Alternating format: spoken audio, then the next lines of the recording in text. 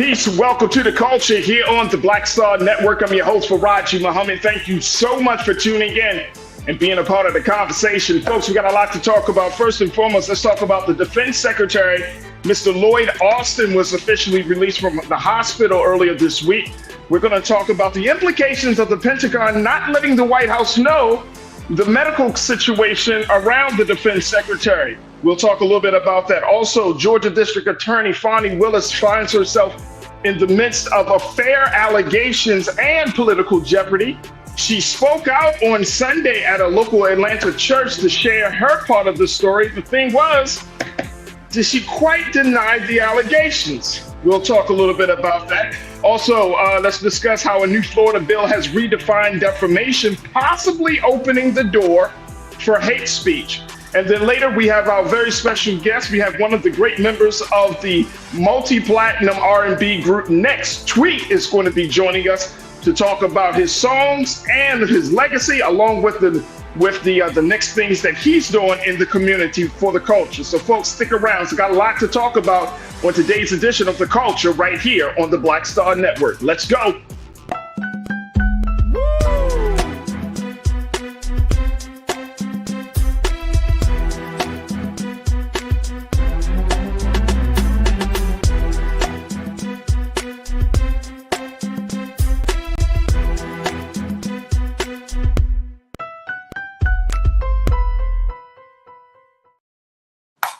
All right, folks, welcome to The Culture here on the Black Star Network. I'm your host, farajii Muhammad. Thank you so much for tuning in and being a part of the conversation. Man, oh man, we got a lot to talk about, so let's jump right into it. But the first thing, let me just say happy Wednesday, happy hump day for everybody out there. And big shout out to the online culture crew that's been checking in from around the country.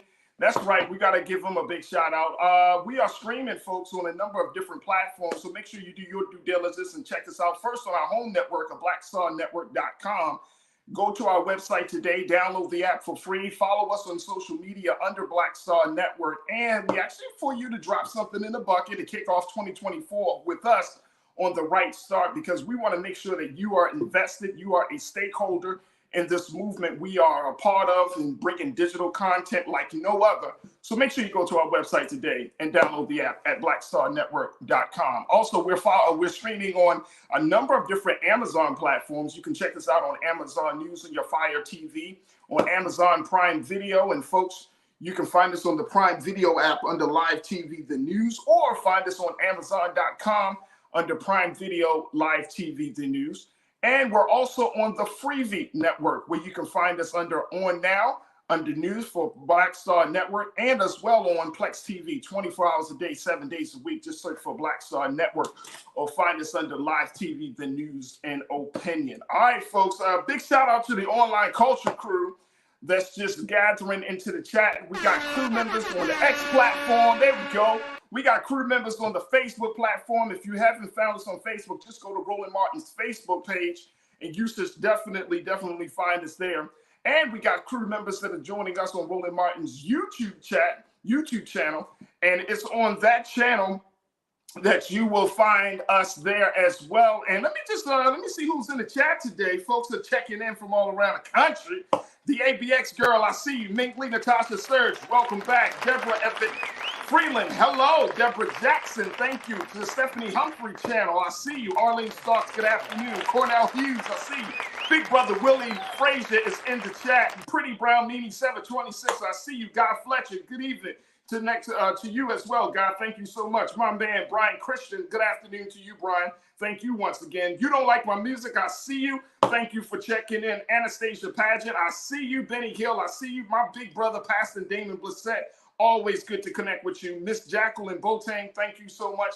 And so many more folks are gathering in the chat. Once again, folks, we are streaming live on Roland Martin's YouTube page, and we appreciate you for joining us, and we would love to hear what you have to say about these topics. All right, first and foremost, let me check in with my sister now.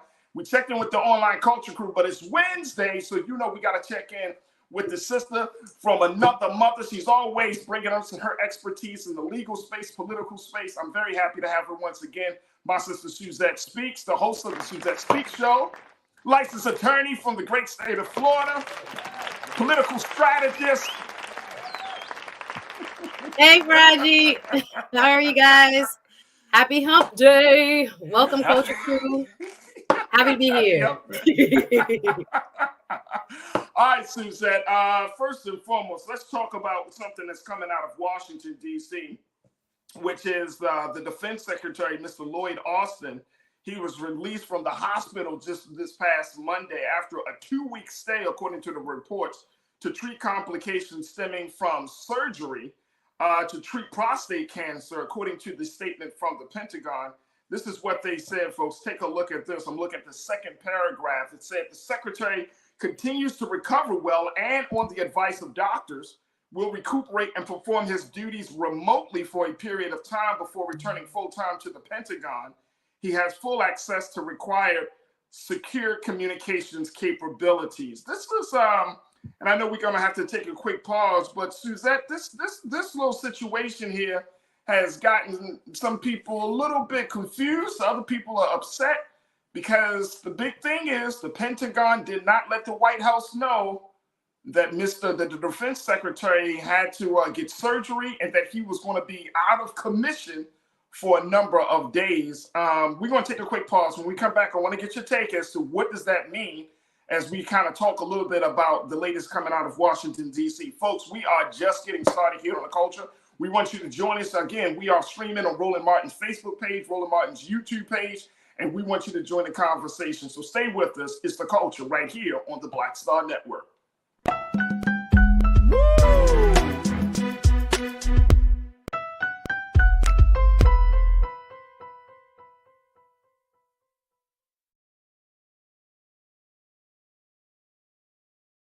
When you talk about blackness and what happens in black culture, we're about covering these things that matter to us, speaking to our issues and concerns. This is a genuine people-powered movement. There's a lot of stuff that we're not getting. You get it, and you spread the word. We wish to plead our own cause.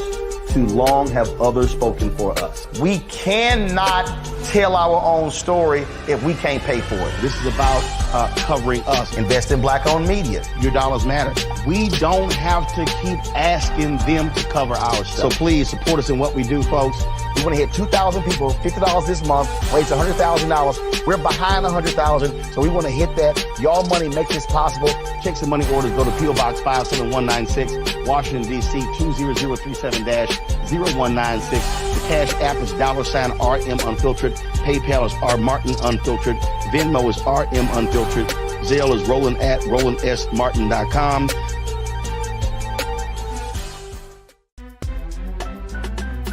I'm Farajii Muhammad, live from LA. And this is The Culture. The Culture is a two-way conversation. You and me. We talk about the stories, politics, the good, the bad, and the downright ugly. So join our community every day at 3 p.m. Eastern and let your voice be heard. Hey, we're all in this together. So let's talk about it and see what kind of trouble we can get into. It's The Culture. Weekdays at 3, only on the Black Star Network. Folks, Black Star Network is here. Oh, no punches! I'm real revolutionary right now. Support this man, Black Media. He makes sure that our stories are told. Thank you for being the voice of Black America, Roland. I love y'all. All momentum we have now, we have to keep this going. The video looks phenomenal. See, this difference between Black Star Network and black-owned media and something like CNN. You can't be black-owned media and be scared. It's time to be smart. Bring your eyeballs home. You dig?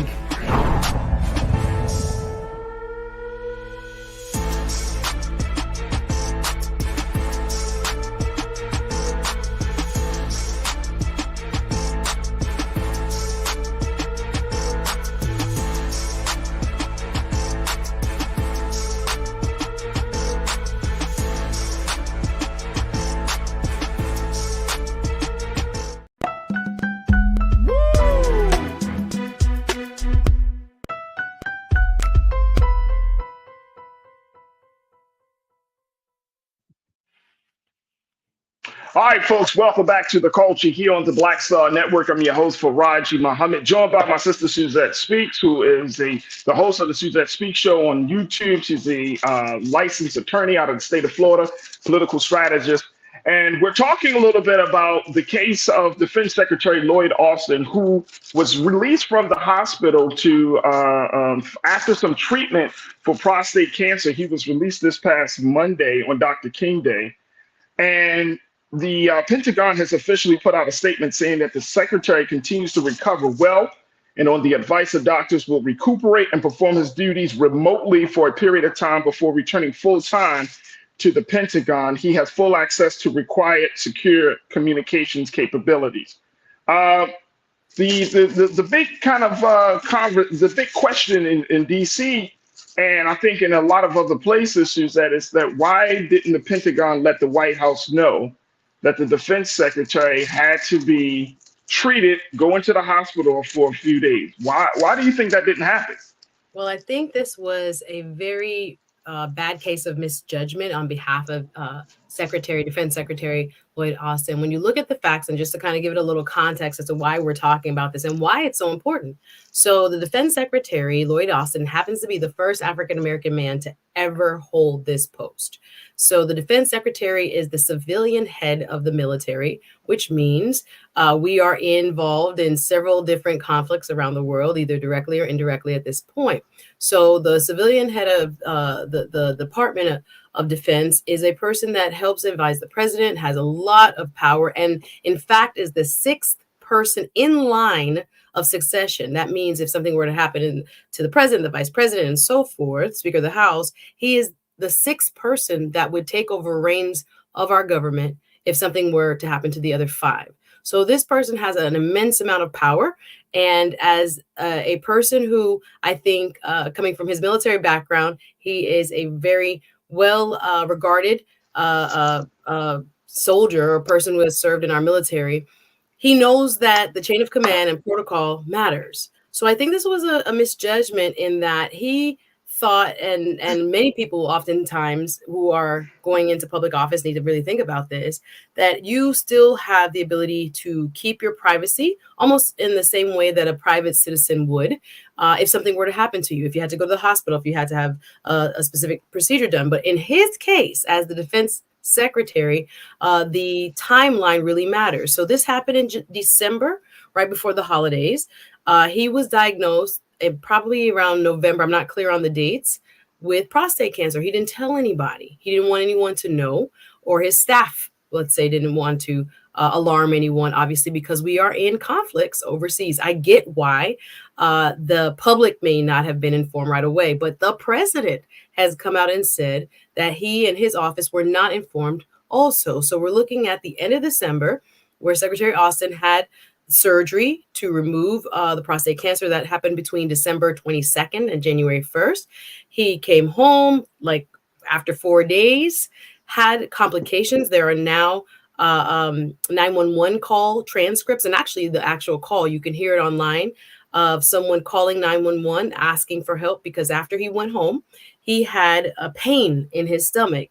His abdomen was filling with liquids. It basically was not properly emptying, and he had to call 911 and go back to the hospital. So it wasn't until some of the complications start to emerge that the public and especially the press corps of the Defense Department were even notified. But the most important person that should have been notified was the president. And I don't really think there has been a good enough reason that he did not. He has apologized. He's made public statements.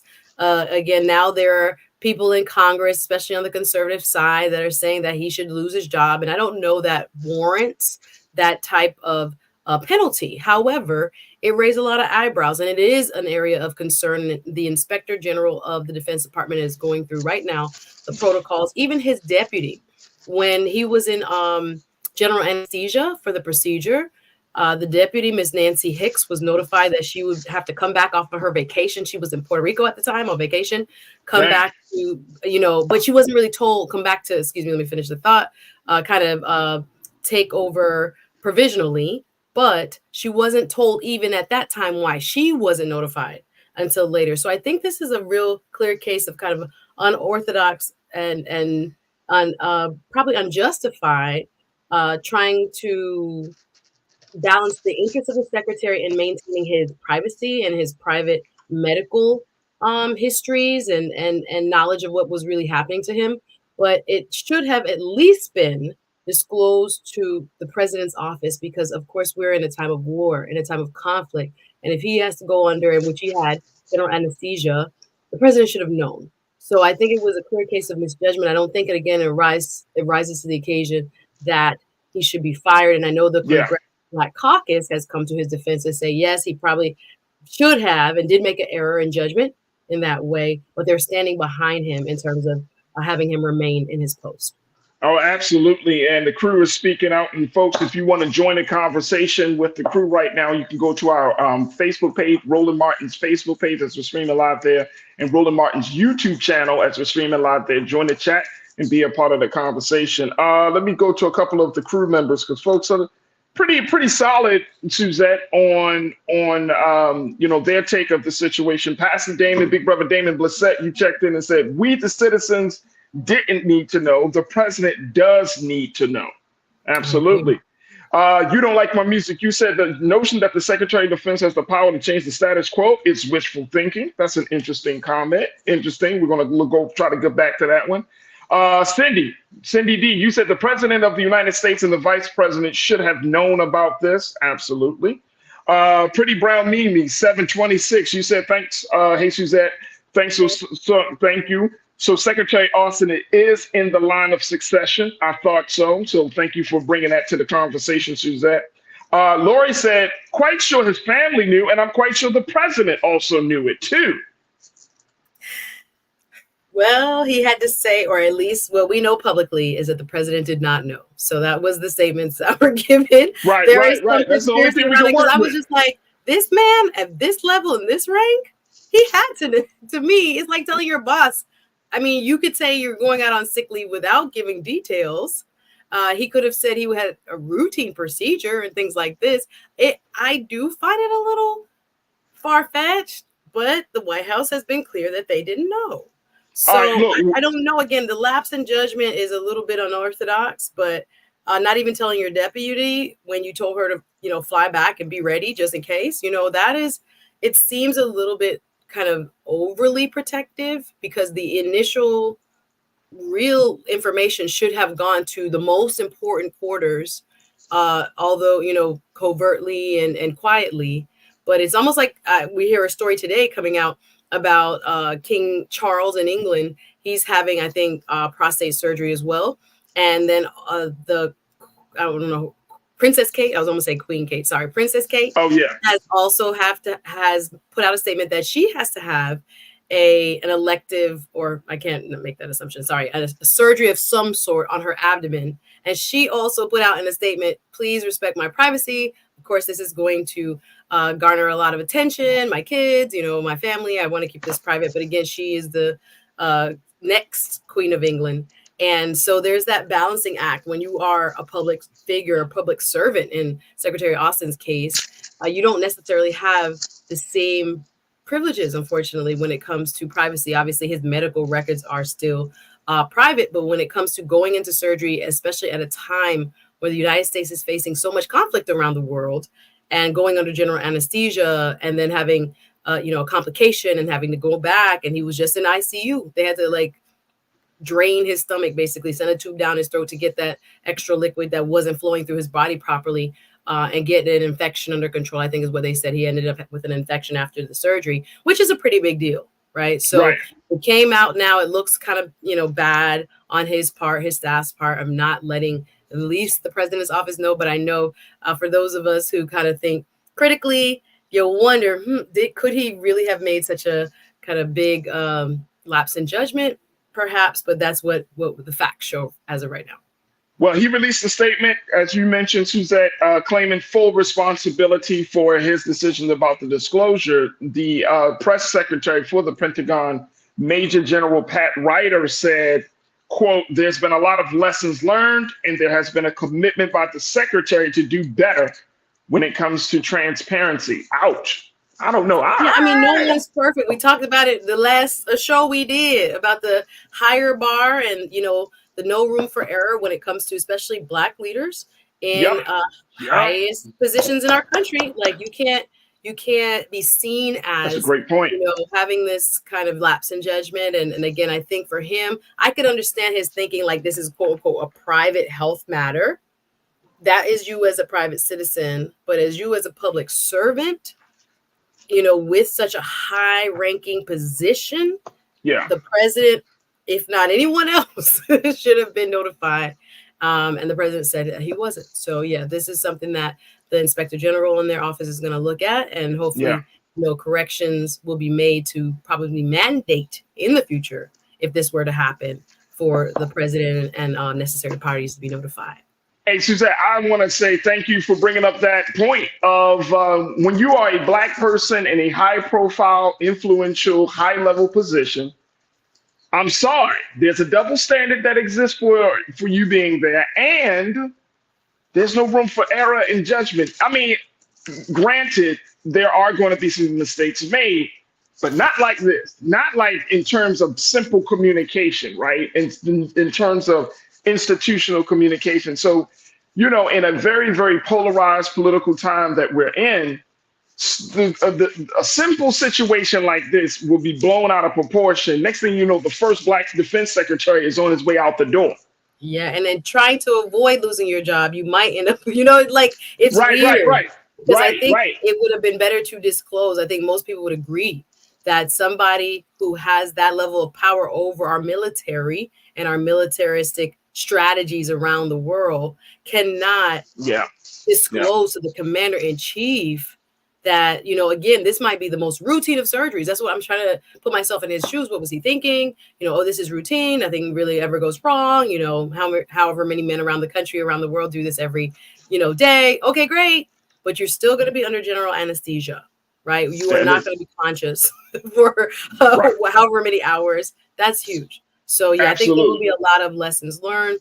And I do believe for me, it's a forgivable offense. But again, of course, that's in my book. And we'll see. It seems like the president is standing behind his man as of right now. As of right now. Certainly so. All right, we got to take a quick pause. When we come forward, let's switch gears from talking about a Black man in power to a Black woman in power. We're going to talk about Georgia District Attorney Fani Willis, as she has come out publicly to share her side of what she's been going through as she's in the midst of affair allegations and political jeopardy around in her office. So we'll get more details about that. We want you to join us in the conversation as we're streaming on Roland Martin's YouTube page and Roland Martin's Facebook page. And we would love for you to stay tuned as we continue the conversation on the other side. You're tuned into The Culture right here on the Black Star Network.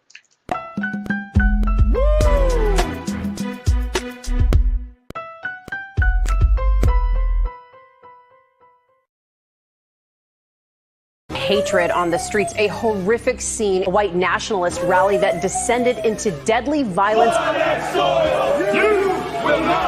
White people are losing their damn minds. As an angry pro-Trump mob storms the U.S. Capitol, we're about to see the rise of what I call white minority resistance. We have seen white folks in this country who simply cannot tolerate Black folks voting. I think what we're seeing is the inevitable result of violent denial. This is part of American history. Every time that people of color have made progress, whether real or symbolic, there has been what Carol Anderson at Emory University calls white rage as a backlash. This is the rise of the Proud Boys and the Boogaloo Boys. America, there's going to be more of this. Here's all the Proud Boys, guys. This country is getting increasingly racist in its behaviors and its attitudes because of the fear of white people. The fear that they're taking our jobs, they're taking our resources, they're taking our women. This is white fear.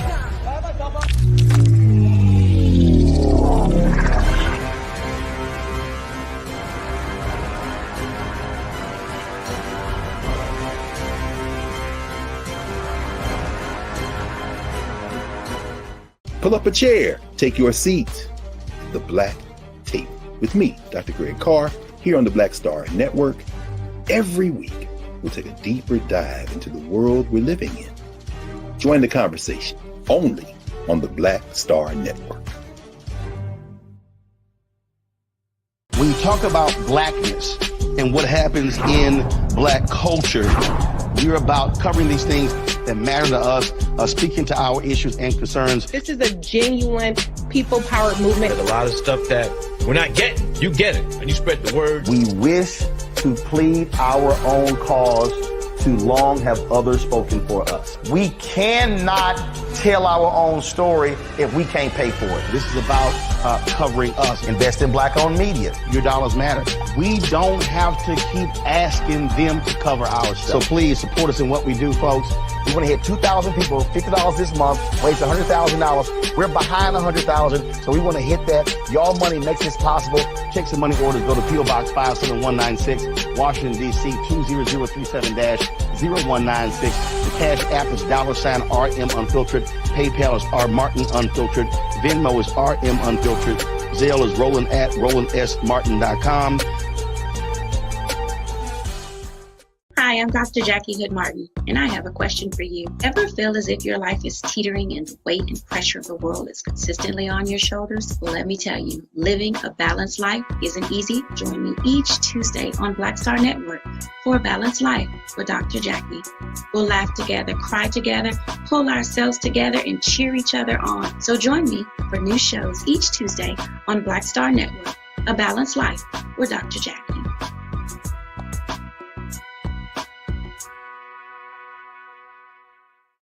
Don't you think it's time to get wealthy?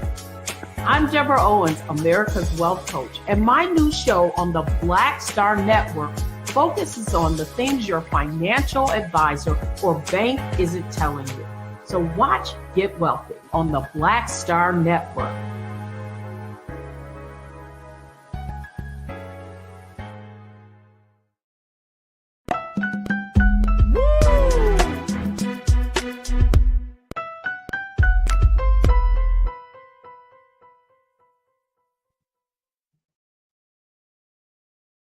All right, folks, welcome back to The Culture here on the Black Star Network. I'm your host, Farajii Muhammad. Thank you so much for tuning in and being a part of the conversation, joined by the great Suzette Speaks, who is the host of the Suzette Speaks Show, licensed attorney from the state of Florida, political strategist.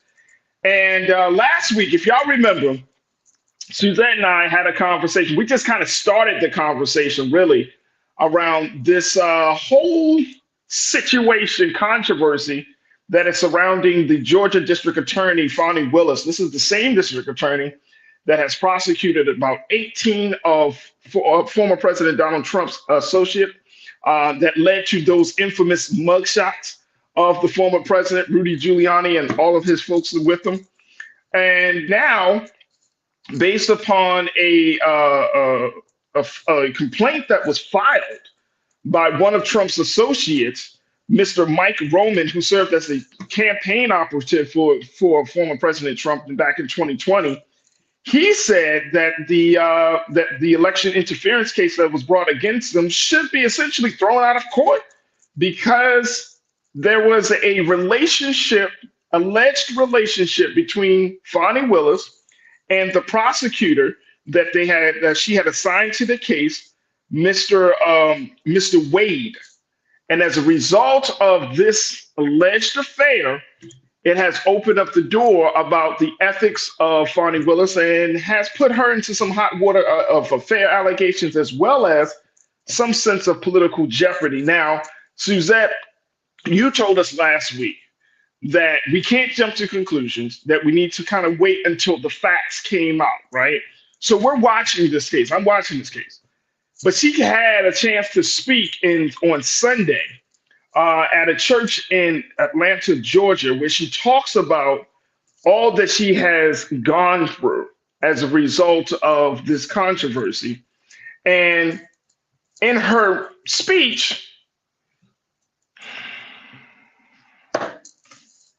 she did not quite deny the allegation. She said that this recent allegation is more based on her race, because not only did she assign Mr. Wade to this case, there were two other prosecutors that were assigned that were not Black.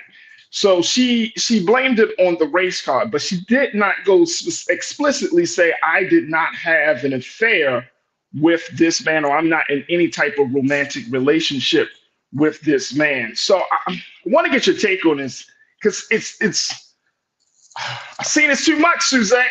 We've seen it. We've been down this road too many times where some type of personal stuff gets in the way of us taking care of the business of the people.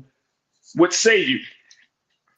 Again, I was very clear last week when we raised this issue that this was an allegation made by a defense attorney based on his motion to the court to try to dismiss his case, right? So out of those co-conspirators, there are about 14 left, and this is one of them.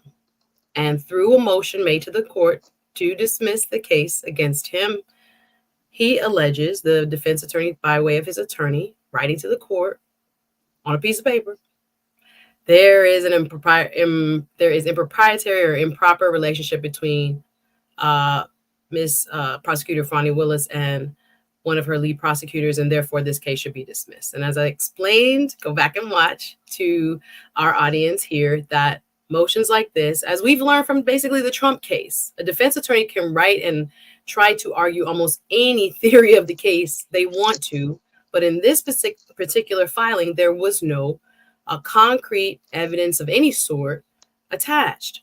Now, I want to bring to your attention, Farajii, that other papers didn't start to even cover this story based on that motion until she spoke 6 days later at this MLK church service that you're referring to. I would urge our audience to go and watch the 35-minute speech in its entirety, first and foremost. You can hear directly, absolutely, because what I took from it is completely different from what I hear your assessment is. Now, what I took from it, and again, looking at it from my attorney hat, there are reasons to say and not say things based on, I think, the occasion that she was invited to, the MLK church service. Right. And she allowed, by commenting on it, now other major news sources have covered it because now she has responded in a way.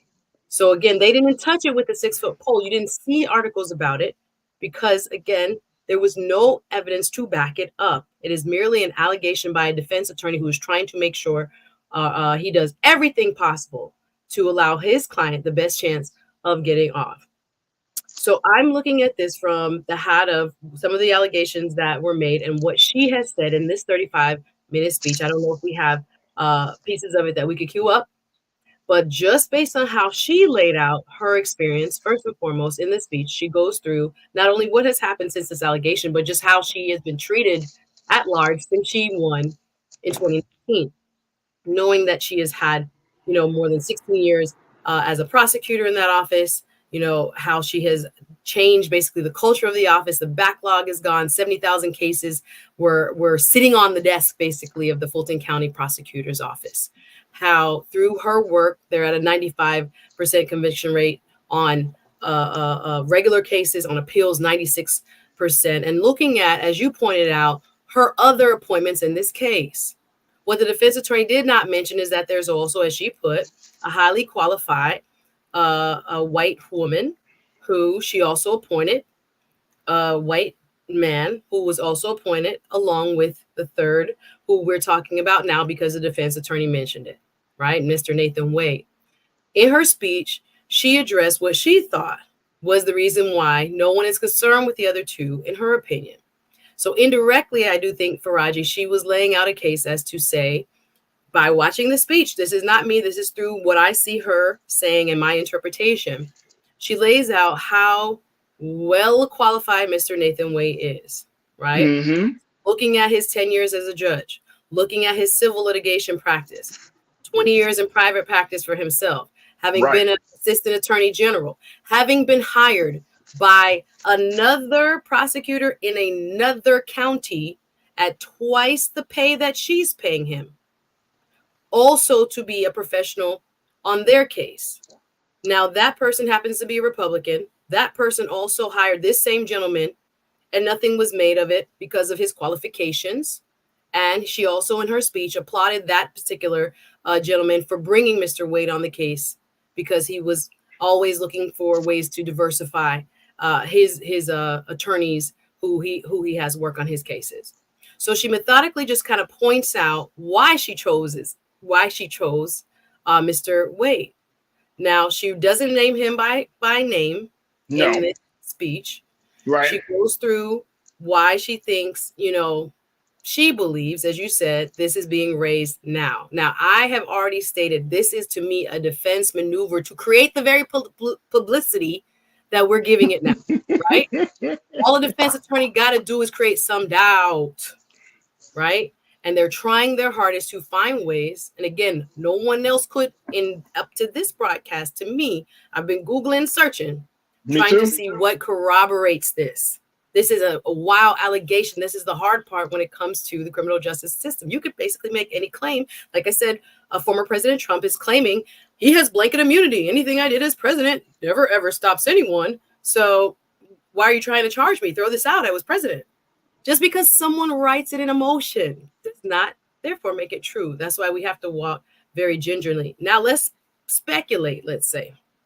Looking at some of my colleagues and their writings about what if, right? There is no basis as of this broadcast to say this is true.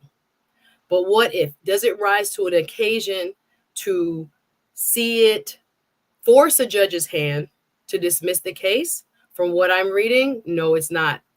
No, it's not. Are there rules that possibly may apply if there is a relationship that it should have been disclosed? Yes. But is it enough to get this case dismissed, which is what the defense is trying to do? Likely it will not stop any prosecution. However, let me just hold on to that. I know we got to take a quick pause. So I want to give you a chance to finish this. And then there's some more details that we do have to add into this case, which I think opens the door. Again, this is not me trying to throw a black woman under the bus. This is not me. That's not the energy. That's not the spirit I have around this. But this is more of getting back to your original point about Defense Secretary Lloyd Austin. We have, as black folks, we have to kind of hold ourselves to a different standard than the standard that other people hold us to, because we're black. It's just that simple. But so we're going to talk that. We have to add the possibility that she didn't do anything wrong, because this is an allegation doesn't mean that she's guilty. That's what that's and I know your spirit is not to just I'm not throwing, of course not. You would never. But the point being, I try to always present the fact that this is nothing that has necessarily been backed up. So we have to be very careful how we talk about it. And as I hope we don't do here, is to add that same presumption that they are trying to play the media into having, that there is guilt. Whether or not there is a relationship does not necessarily, if it were true, provide enough grounds to dismiss this case. But we don't know. And we have to be very careful how we present it. That's all I want to make Absolutely. Sure. Great point. Great point. Look, we got to take a quick pause. When we come forward, we would love to hear what you got to say, crew. Post your comments as we're streaming on Roland Martin's YouTube page and Roland Martin's Facebook page. I'm going to share with you more details, get more take, another take from Suzette and from you. Stay with us. It's The Culture here on the Black Star Network.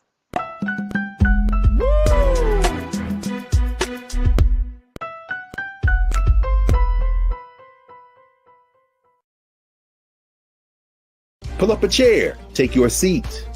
The Black Tape with me, Dr. Greg Carr, here on the Black Star Network. Every week, we'll take a deeper dive into the world we're living in. Join the conversation only on the Black Star Network. Hi, I'm Dr. Jackie Hood Martin, and I have a question for you. Ever feel as if your life is teetering and the weight and pressure of the world is consistently on your shoulders? Well, let me tell you, living a balanced life isn't easy. Join me each Tuesday on Black Star Network for A Balanced Life with Dr. Jackie.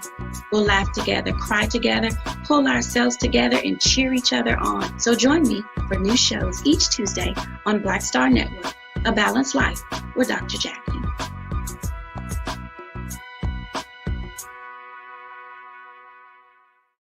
Don't you think it's time to get wealthy? I'm Deborah Owens, America's Wealth Coach, and my new show on the Black Star Network focuses on the things your financial advisor or bank isn't telling you.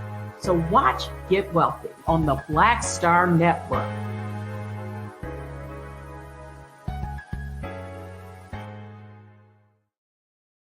talk about blackness and what happens in black culture, we're about covering these things that matter to us, speaking to our issues and concerns. This is a genuine people-powered movement. There's a lot of stuff that we're not getting. You get it, and you spread the word. We wish to plead our own cause. Too long have others spoken for us. We cannot tell our own story if we can't pay for it. This is about covering us. Invest in black-owned media. Your dollars matter. We don't have to keep asking them to cover our stuff. So please support us in what we do, folks. We want to hit 2,000 people, $50 this month, raise $100,000. We're behind 100,000, so we want to hit that. Y'all money makes this possible. Checks and money orders go to P.O. Box 57196, Washington, D.C. 20037-0196. The Cash App is $RM Unfiltered. PayPal is R Martin Unfiltered. Venmo is RM Unfiltered. Zelle is Roland@RolandSMartin.com. Hatred on the streets, a horrific scene, a white nationalist rally that descended into deadly violence. White people are losing their damn minds. As an angry pro-Trump mob storms the U.S. Capitol, we're about to see the rise of what I call white minority resistance. We have seen white folks in this country who simply cannot tolerate black folks voting. I think what we're seeing is the inevitable result of violent denial. This is part of American history. Every time that people of color have made progress, whether real or symbolic, there has been what Carol Anderson at Emory University calls white rage as a backlash. This is the rise of the Proud Boys and the Boogaloo Boys. America, there's going to be more of this. Here's all the Proud Boys, guys. This country is getting increasingly racist in its behaviors and its attitudes because of the fear of white people. The fear that they're taking our jobs, they're taking our resources, they're taking our women. This is white fear.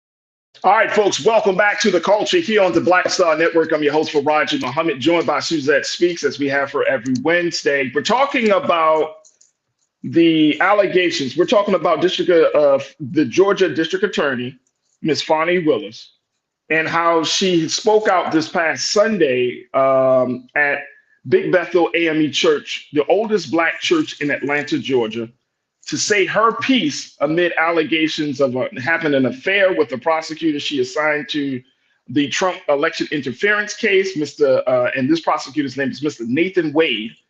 And just in the face of political turmoil, as folks are trying to figure out what's going on. Now, she said that this is the race card that one of the Trump associates has levied against her, that they're using race as the real tactic.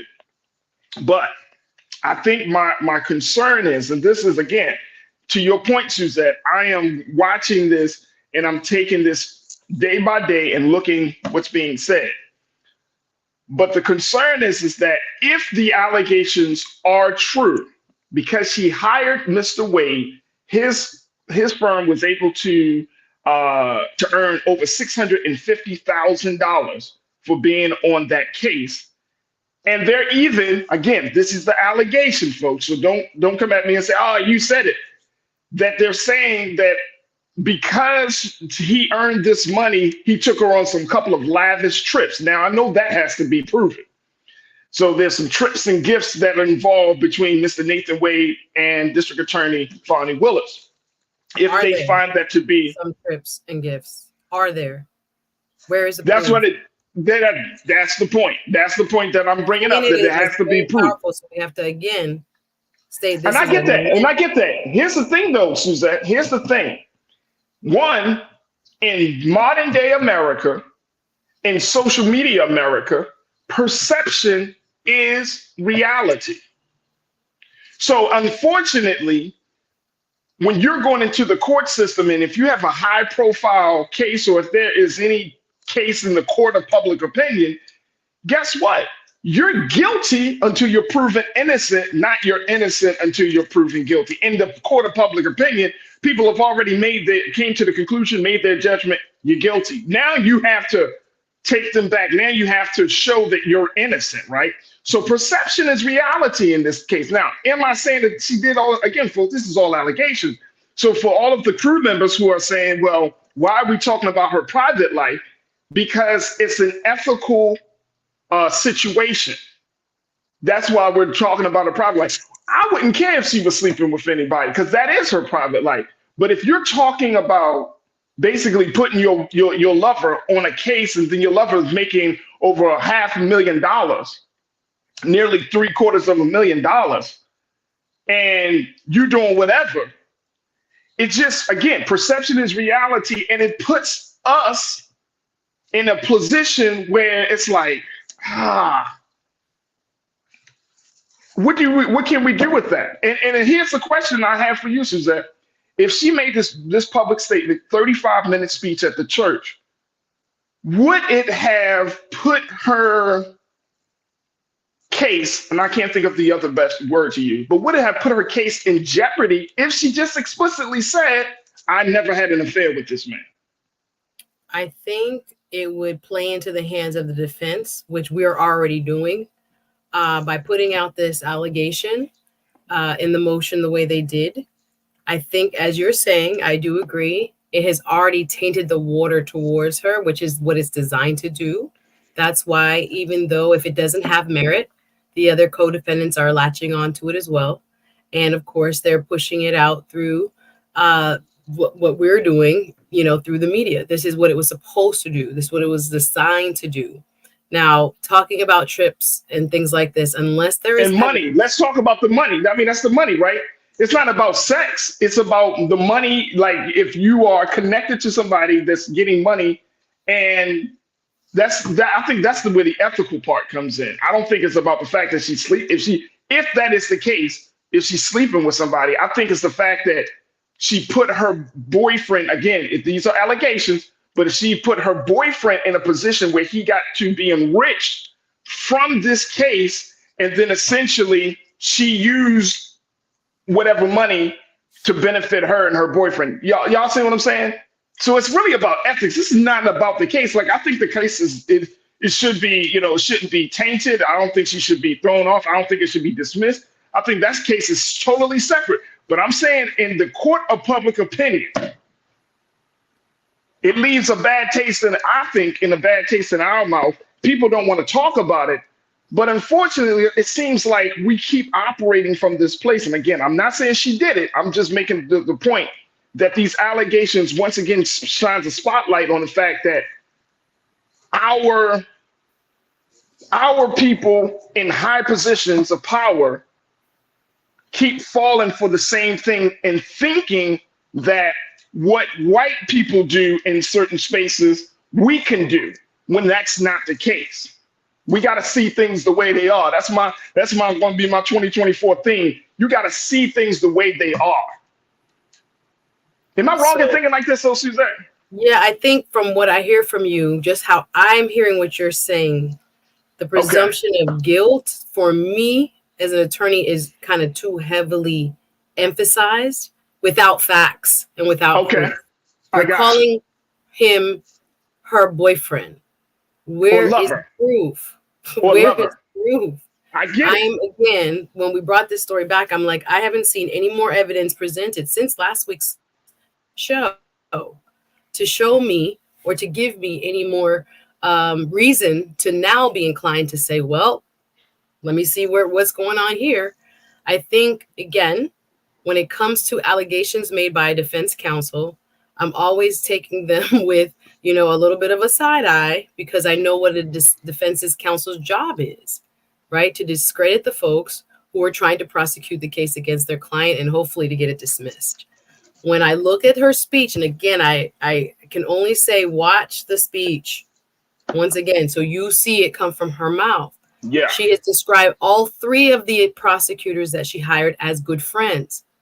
You are allowed to, as she is by law, to hire friends, people who have relationships with you, who you know their work ethic and their work product, and that it meets a certain level, she's within her right to have hired him.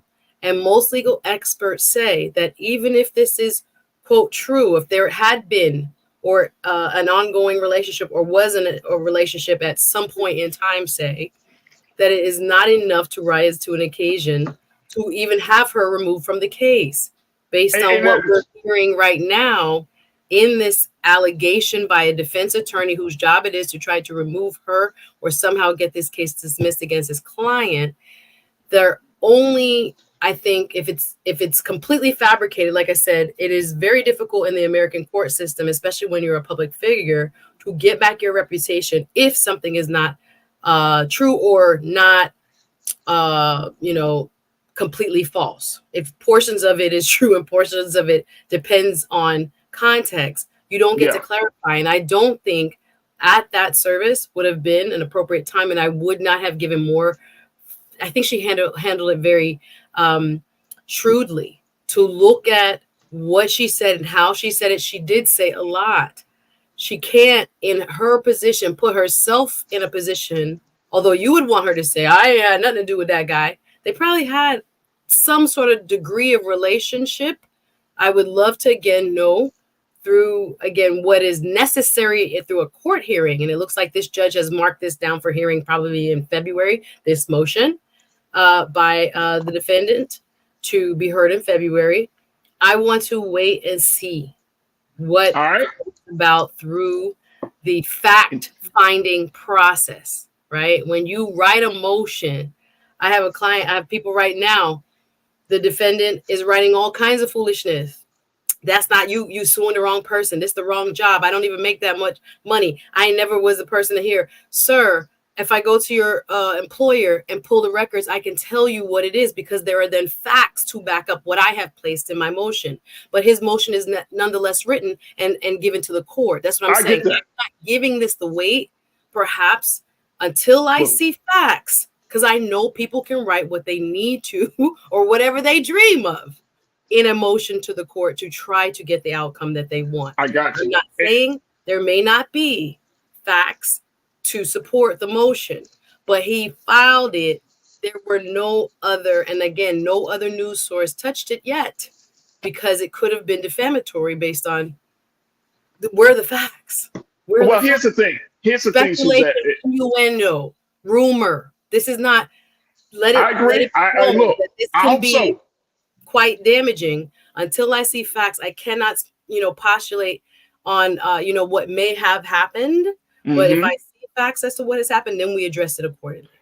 Here's the thing. One is that we came back to the story because she did do that speech at the church, right? After we had our original conversation. So just to stay in line with following the story, especially she's the protagonist in this story, it's doing our duty to keep our folks informed that, hey, look, this is another development in the story. Otherwise, then we will be finding ourselves out of the loop and not doing our job as keeping people informed. If we miss talking about the fact that she did go to the church and she did have some words to speak against these allegations and race and all of those things. So we got to do our due diligence here at Black Star Network. Watch the speech. You got to watch the speech, right? But again, like I want us to make sure that it opens up the conversation, and I get it, folks. And y'all, look, let me just share what folks have been saying because so many people are checked in. Brian, you said in response to Stephanie Humphrey channel, Real Brooklyn, it's because the Black community has been divided for centuries by Europeans who are still ruling the world and making our lives worse. So we must unite. Brian, thank you so much. Anastasia, you say they are just mad because she has crossed all her T's, dot all her I's, and she is still coming for them. Absolutely. Bella Kent is CISO. You said, Farajii, always enjoy watching your show. Thank you, Suzette, for sharing the facts you just stated and emphasizing these are all allegations that have not been proven. These Trumpers will try anything. Right. Pauline, you're saying, why are we still talking about this with no proof? Okay, that's fine. We were talking about it because she spoke about it. So we can't just ignore and act as if she didn't say anything about it. Let me see, who else we say? Lori Parks, you said, I don't even want to know. Like I said, I could care less. Now, here's the thing. Claudine Gay, when her situation kicked off, the former Harvard president, we saw it as the controversy as a result of her stance or her testimony in December around the whole anti-Semitism thing, right? The school put out an official statement saying it wasn't that, it was plagiarism, something totally separate, which led to her being ousted. Even though they also acknowledged that it wasn't, she didn't commit plagiarism. She misattributed some quotes, but it didn't work up to the level of plagiarism. But it still led to her ouster. That's all I'm saying, y'all. It could be the smallest things. Like if they want you out, they're gonna find the smallest things, even though some of the smallest things carry no weight. I think that's the part of this, Suzette, I don't want us to lose sight of, that even though the smallest things could cause no weight, we might be like, oh, it's a personal life. Oh, that don't matter. You know, she had a rock solid case against Trump and his associates. But then the smallest thing can lead to the biggest impact. We just saw it in the Claudine Gay case. We just talked about it with the defense secretary. Small thing, he didn't communicate. He should have, I got you. But if Mr. Lloyd Austin is removed from his post as defense secretary, because the people say, well, the White House says, well, he's sick, he needed time off, so therefore we thought he, let go of his duties. Y'all see I'm trying to just draw the line of the common theme here.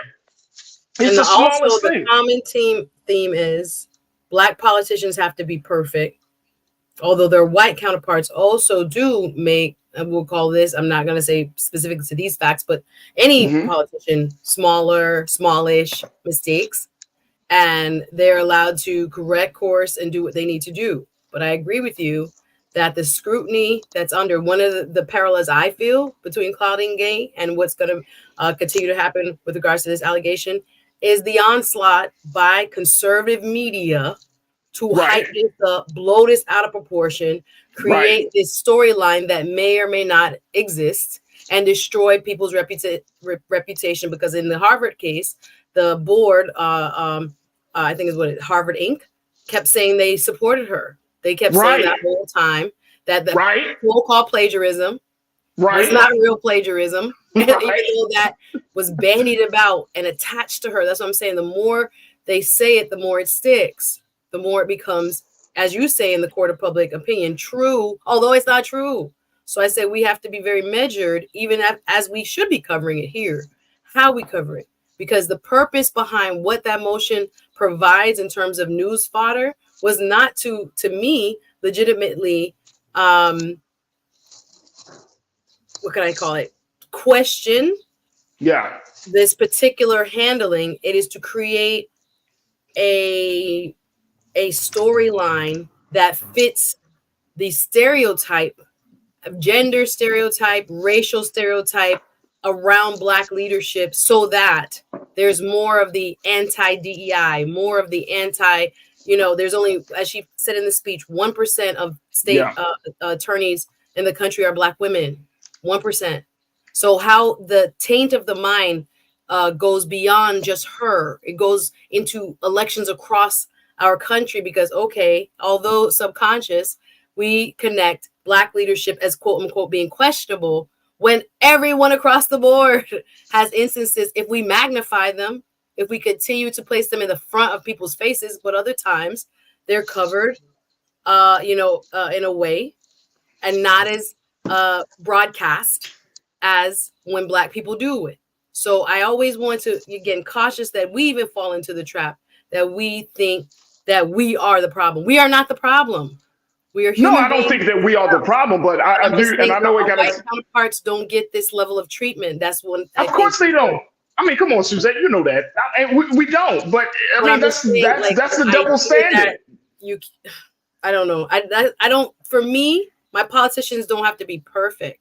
For me, I don't know. First, hold on. I don't expect my politician to be perfect. I go by like the 60-40 rule. 60% I'm with you, 40% I'm like, I roll my eyes at you. You know what I mean? Maybe 70-30. I don't expect that. But I'm just saying that when you come before the people, and I got to take a quick pause, but when you come before the American people, and when we're coming before this group of Trumpers and people who Trump and his people love dirt. They like pigs. They just love is there dirt though? Because this man has also served as a special prosecutor in other jurisdictions, getting paid twice as what.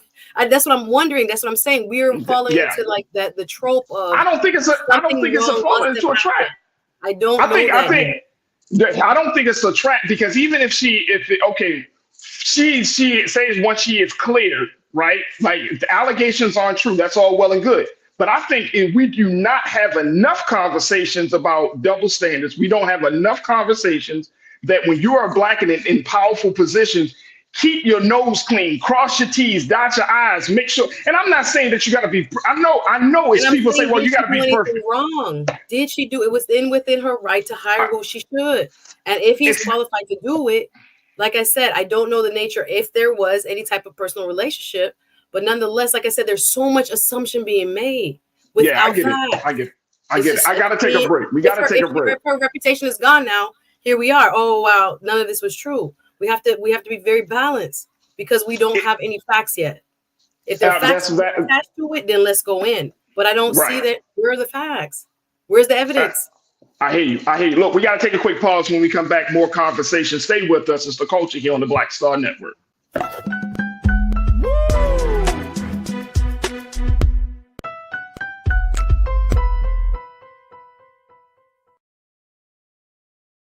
Hi, I'm Dr. Jackie Hood Martin, and I have a question for you. Ever feel as if your life is teetering and the weight and pressure of the world is consistently on your shoulders? Well, let me tell you, living a balanced life isn't easy. Join me each Tuesday on Black Star Network for A Balanced Life with Dr. Jackie. We'll laugh together, cry together, pull ourselves together, and cheer each other on. So join me for new shows each Tuesday on Black Star Network, A Balanced Life with Dr. Jackie.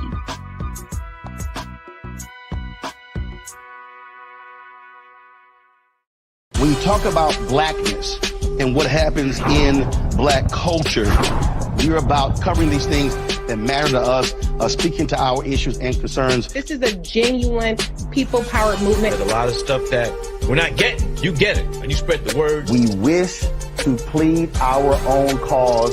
Too long have others spoken for us. We cannot tell our own story if we can't pay for it. This is about covering us. Invest in black-owned media. Your dollars matter. We don't have to keep asking them to cover our stuff. So please support us in what we do, folks. We want to hit 2,000 people, $50 this month, raise $100,000. We're behind 100,000, so we want to hit that. Y'all money makes this possible. Checks and money orders go to P.O. Box 57196, Washington, D.C. 20037-0196. The Cash App is $RM Unfiltered. PayPal is R Martin Unfiltered. Venmo is RM Unfiltered. Zelle is Roland at RolandSMartin.com. Hatred on the streets, a horrific scene, a white nationalist rally that descended into deadly violence. White people are losing their damn minds. As an angry pro-Trump mob storms the U.S. Capitol, we're about to see the rise of what I call white minority resistance. We have seen white folks in this country who simply cannot tolerate black folks voting. I think what we're seeing is the inevitable result of violent denial. This is part of American history. Every time that people of color have made progress, whether real or symbolic, there has been what Carol Anderson at Emory University calls white rage as a backlash. This is the rise of the Proud Boys and the Boogaloo Boys. America, there's going to be more of this. Here's all the Proud Boys, guys. This country is getting increasingly racist in its behaviors and its attitudes because of the fear of white people. The fear that they're taking our jobs, they're taking our resources, they're taking our women. This is white fear.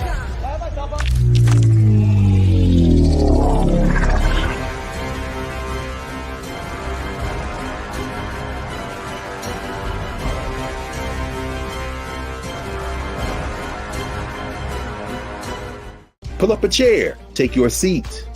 The Black Tape with me, Dr. Greg Carr, here on the Black Star Network. Every week, we'll take a deeper dive into the world we're living in. Join the conversation only on the Black Star Network. Don't you think it's time to get wealthy? I'm Deborah Owens, America's Wealth Coach, and my new show on the Black Star Network focuses on the things your financial advisor or bank isn't telling you. So watch Get Wealthy on the Black Star Network.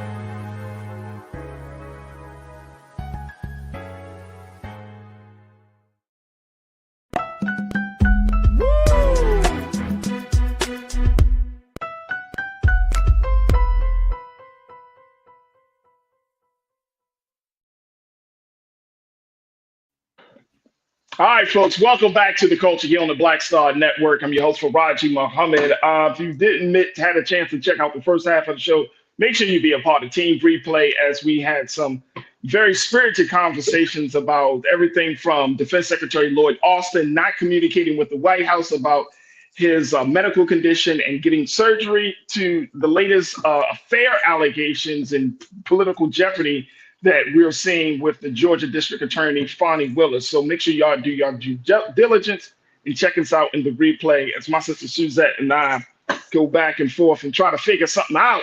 I love it. It's hot in here today. Woo! Hey, look, and then I'm gonna give you a chance to say, and then I'm gonna just say, look, because Pastor Damon Blissett, who I have a lot of love and respect for, he said, farajii, what did you say, Pastor Damon? You said, farajii, I see where you were going. You just presented it wrong, and you got caught in the web of where's the proof. I knew y'all know y'all can take shots at me. That's cool. I have no problem with that. I get your point. My only thing, my concern, this is really, again, folks, this is not coming from, I want to see the sister fall. I know we're in such a crazy time. Like, even simple allegations with no proof can get you fired.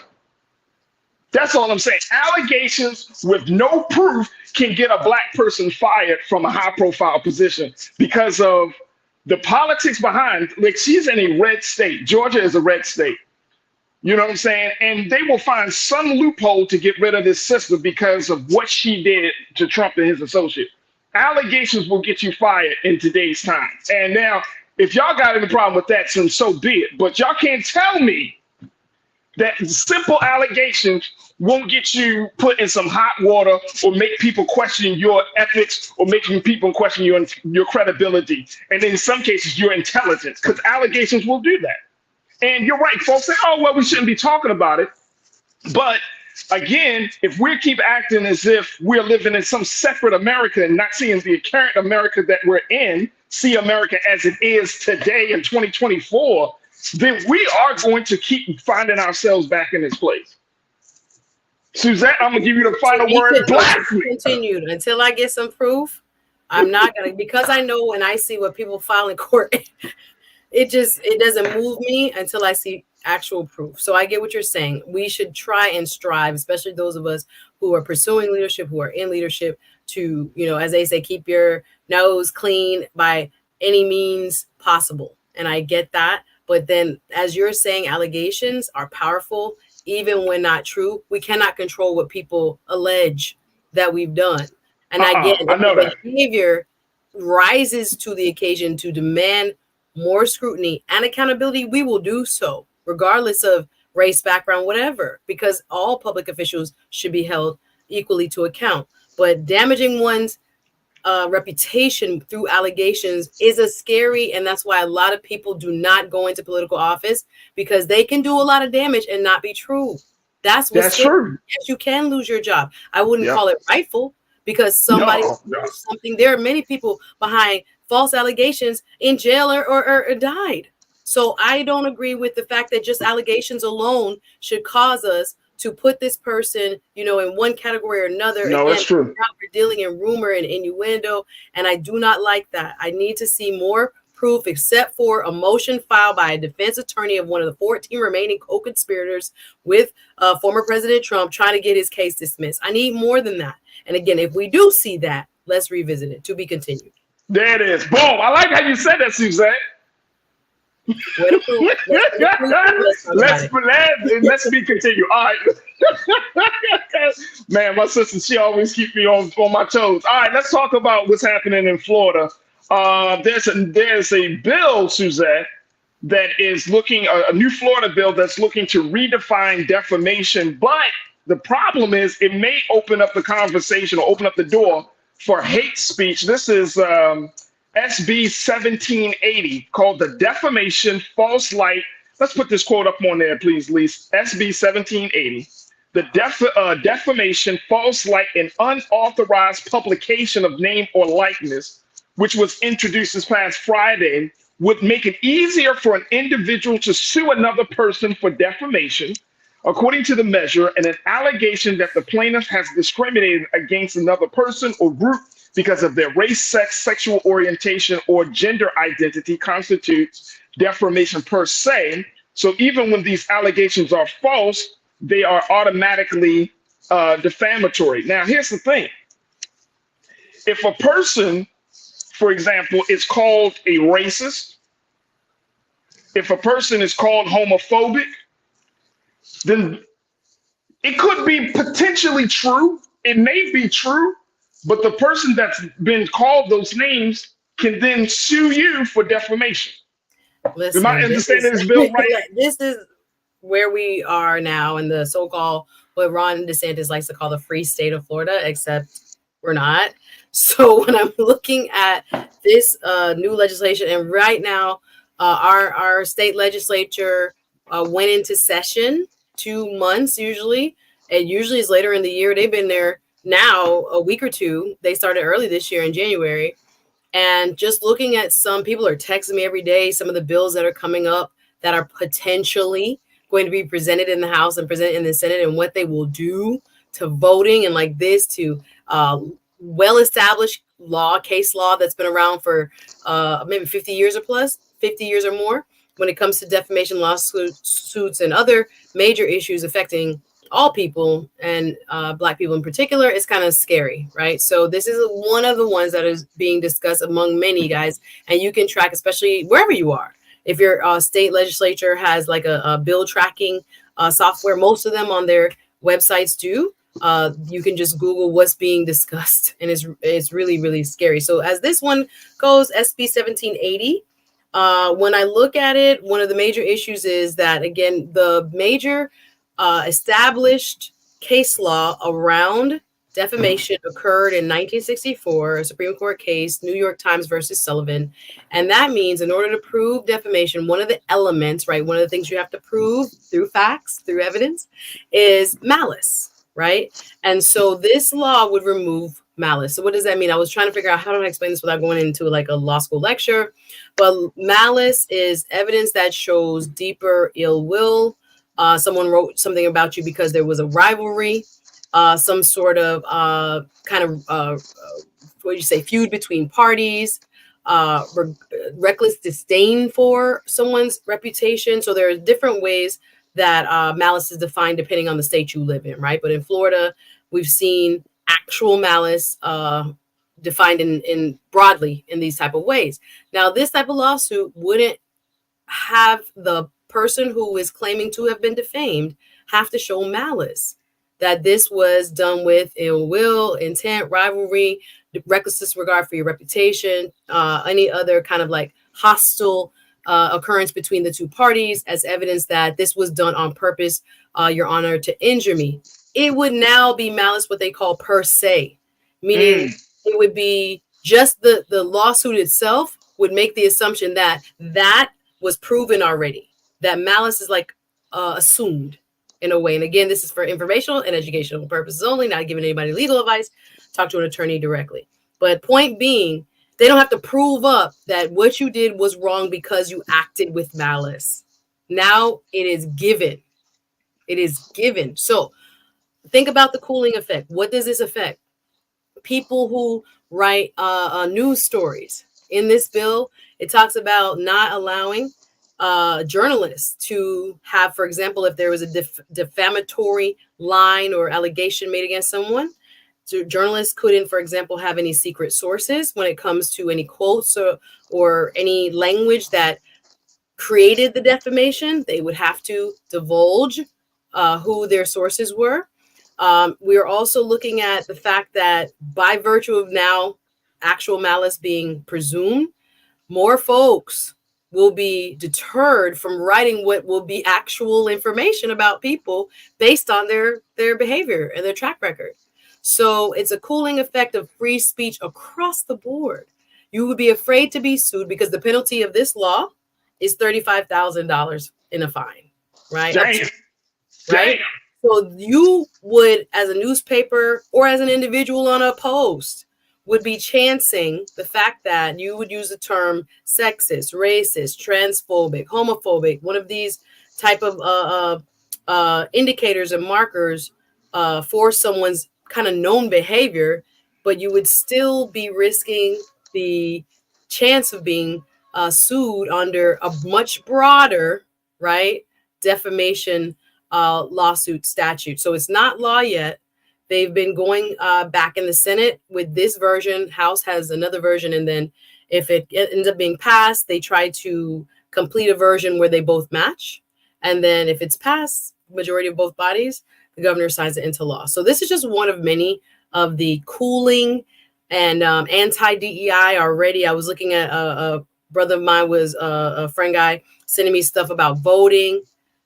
Some of the new proposed legislature kind of recommendations based on like bills like this is kind of mind-blowing. And again, local elections, state legislatures, they draw the districts where people vote in. And we just had when I was on Rolling this week on Monday, we talked about how they affect even a guest who we had on there, putting 30,000 Black voters in a new district, and now them being sued because, again, those legislatures control a lot. They control the purse. Another story I was sharing with farajii, not to digress too much, which is about how so many conservative states right now also, including my own here in Florida, are rejecting the summer food program, assistance program. It will be $1,200 for I think $120. $40 a month for any child on free and reduced lunch during the year. And mostly conservative states, through their state legislature, through their governor, have rejected those funds as well, depending on, how your state operates. But sometimes it's just the governor has the unilateral decision to do certain things. But in this case, I'm just saying we're seeing trends in state legislatures where there is more of a Republican control, where there is, again, less economic freedom.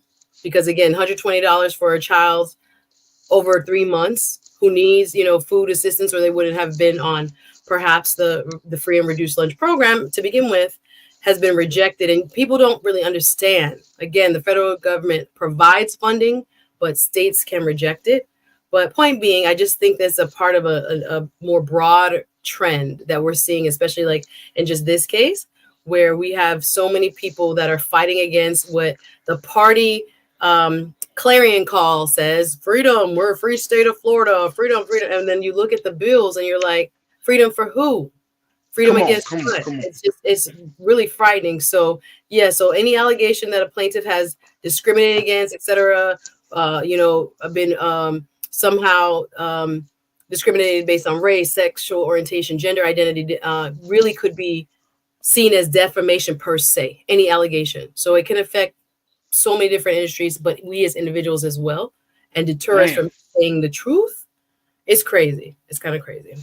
Let me just say, so many people in the chat right now that are like, let's give Florida the boot. Let's just kick it out. Just Pretty Brown Mimi 726 said, wait, before y'all give Florida the boot, let me move out first. I'm still up in this mother. Let's go. I think she's in Jacksonville. Yeah, trust me. All over the state. Like I said, I wish I had a list of new bills that are already being proposed. And again, we have super majorities of Republicans, meaning they don't need one Democratic vote to move anything forward. Democrats actually need Republicans to buy into their bills to get anything passed. That's crazy. Right? So if you have a body of 120, I believe, and I think it's only 30 Democrats in the House versus the Senate, like, what I'm saying? Looking at the numbers, Democrats could stay literally home because Republicans have gerrymandered the districts and been able to get elected so much more easily because they're moving Black people or separating Black communities into only a little bit in this and a little bit in that. So they don't really have any influence, as opposed to sometimes packing, which is putting everybody in one district. So, okay, y'all get that one Black seat, but the rest all the way around, where we could have a third influence that seat and a third influence that seat. That's crazy. It's a lot going on. But this is just one of many bills, is my point. This is just one of many. I keep getting text messages like, what? That is crazy. Corinna checked in and said, our people are here. Corinna, Denise, yeah. And as we have conversations about Florida, we got to keep that in mind, right, Corinna?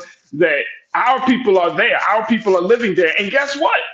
More people are moving to Florida. More Black folks are moving to Florida and to Georgia and to Texas every year, right? Their population said almost like a couple million since pandemic have moved to. I'm like, where they at? Like, people are coming. People are coming.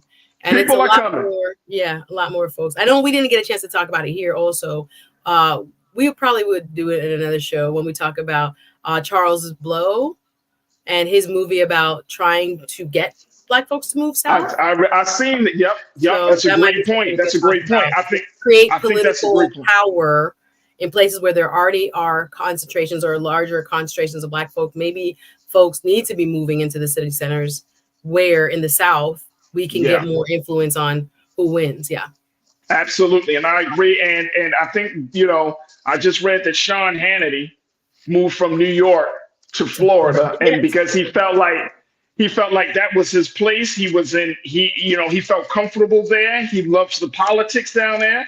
So welcome to Florida, Sean Hannity. As if Keenan was here, he would play "And Another One." Like, man, I can't even tell you some of these bills they coming up with. I'm like, Lord help us. Hey, Suzanne, this is what we're gonna do then. We gotta take a segment sometime soon, and you can lay out just some of those big, maybe about 3 or 4 bills that we need to talk about. Yeah. Because I'm sure. And I know we're going to get to this break. I'm sure that the bills that we see being instituted in the state of Florida is going to be some stuff that Trump may institute in his campaign for the whole country. Or other states. They use the model of the BS that gets kicked over to the governor's desk that he signed. Absolutely. And then they say, oh, we can do it too. Yeah, absolutely. Absolutely. All right, folks, we got to take a quick pause. When we come forward, we're going to switch gears. Let's talk about music. Let's talk about entertainment. We're going to be checking in with one of the group members of the multi-platinum R&B group Next. We're going to check in with my brother Tweet as we talk to him about his song, their famous song being featured in the Netflix hit movie Leave the World Behind, and so much more of the work that they're doing. So stay with us. The conversation is up next here on The Culture on the Black Star Network.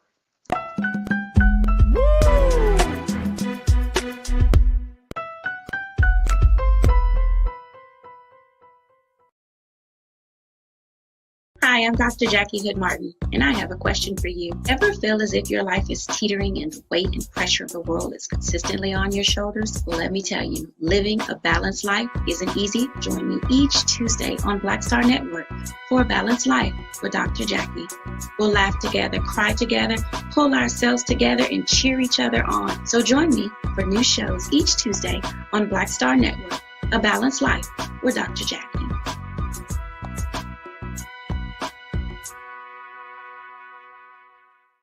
When you talk about blackness and what happens in Black culture, we're about covering these things that matter to us, speaking to our issues and concerns. This is a genuine people-powered movement. There's a lot of stuff that we're not getting. You get it, and you spread the word. We wish to plead our own cause.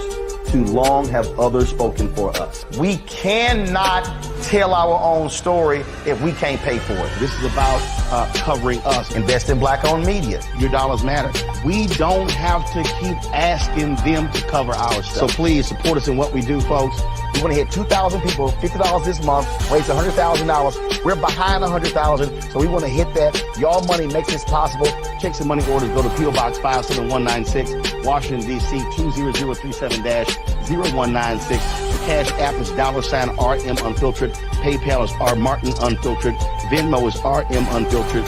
Zelle is Roland@RolandSMartin.com. hatred on the streets, a horrific scene, a white nationalist rally that descended into deadly violence. White people are losing their damn minds. As an angry pro-Trump mob storms the U.S. Capitol, we've seen shootings.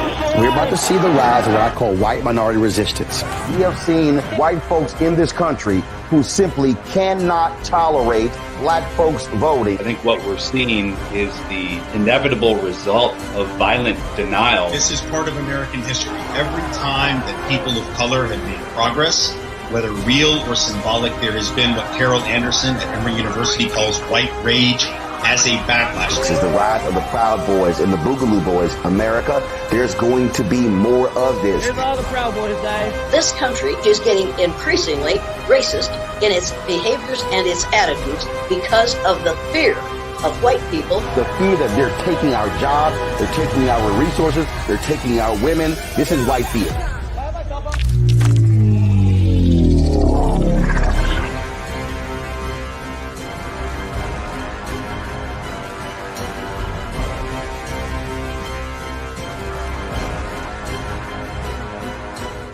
Pull up a chair, take your seat. The Black Tape with me, Dr. Greg Carr, here on the Black Star Network. Every week, we'll take a deeper dive into the world we're living in. Join the conversation only on the Black Star Network. Don't you think it's time to get wealthy? I'm Deborah Owens, America's Wealth Coach, and my new show on the Black Star Network focuses on the things your financial advisor or bank isn't telling you. So watch Get Wealthy on the Black Star Network.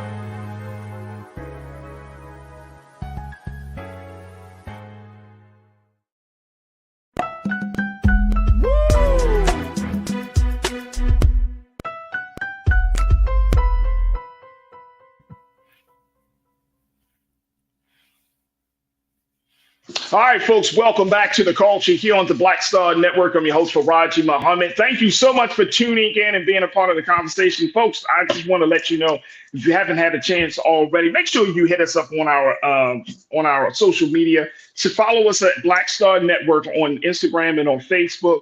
And on the X platform. We would love to connect with you. Also, make sure you hit me up on my social media at The Real Farajii on Instagram. I would love to connect with you there as we build up our followership after having some issues last year, being hacked and all of that stuff. So make sure y'all do your due diligence. Follow us, follow me, and I would love to hear what you have to say. We have been having some great conversations with my sister Suzette Speaks, who has been with us today. And I want to bring in our very special guest. He served as one of the founding members of the multi-platinum R&B group Next. Y'all remember Next? Yeah, I'm sure you do. He was formerly known as Tweet, but today he has wanted to make an announcement about his music career and life after music. So we're happy to have Brother Raphael Shawan joining us here today on The Culture on the Black Star Network to talk to us about what his next steps are. Brother Raphael, thank you so much for joining us. How you feeling this afternoon? Uh-oh, we got you on mute, brother. Let me get you. There we go. Uh-oh. There we go. Pardon me. Thank you for having me. First off, I mean, I feel blessed. I feel great. Happy to be here. Happy to connect with both of you.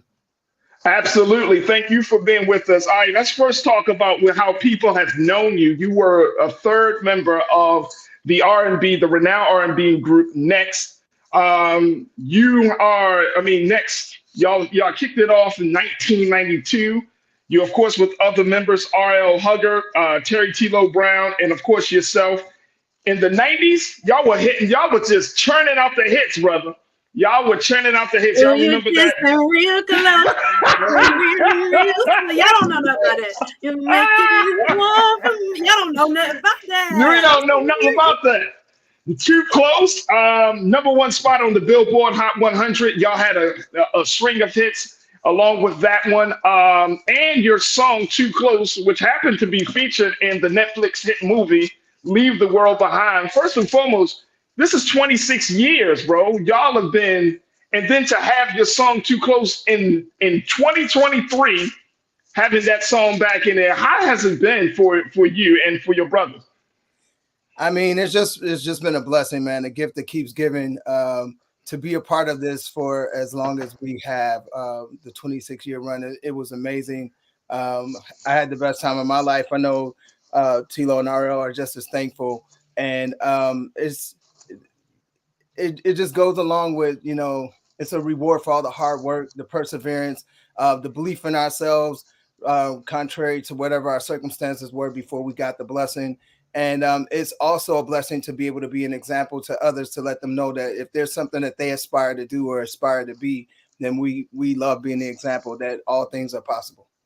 Oh, absolutely, absolutely. So, but you came on the show because you got an announcement as it relates to your music career. What's that announcement, big brother?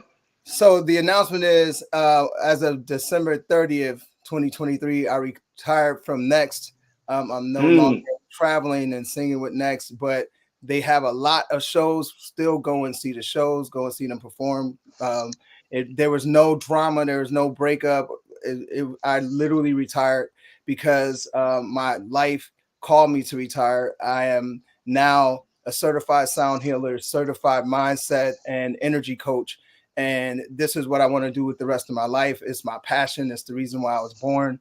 And it was just time for me to make that commitment, because there's so many people in the world that can use what I've learned and the processes that I teach, that I feel like I need to devote 100% of my time to it. And I didn't want to short Next, because if I'm going to do something, I got to give it my all. And Next deserves for me to give my all. And I'm not able to do that anymore. So we parted amicably. Everything is all good.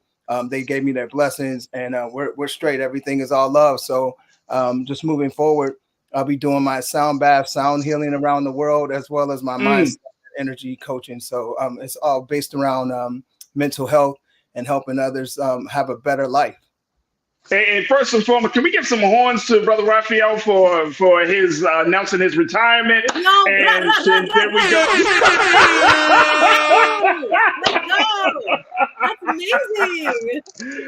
And Suzette, I certainly want you to just jump right in, please. But you're a certified sound healer, mindset coach. For those who aren't familiar with that terminology, Brother Raphael, what does that mean? What is a certified sound healer? What does that person do?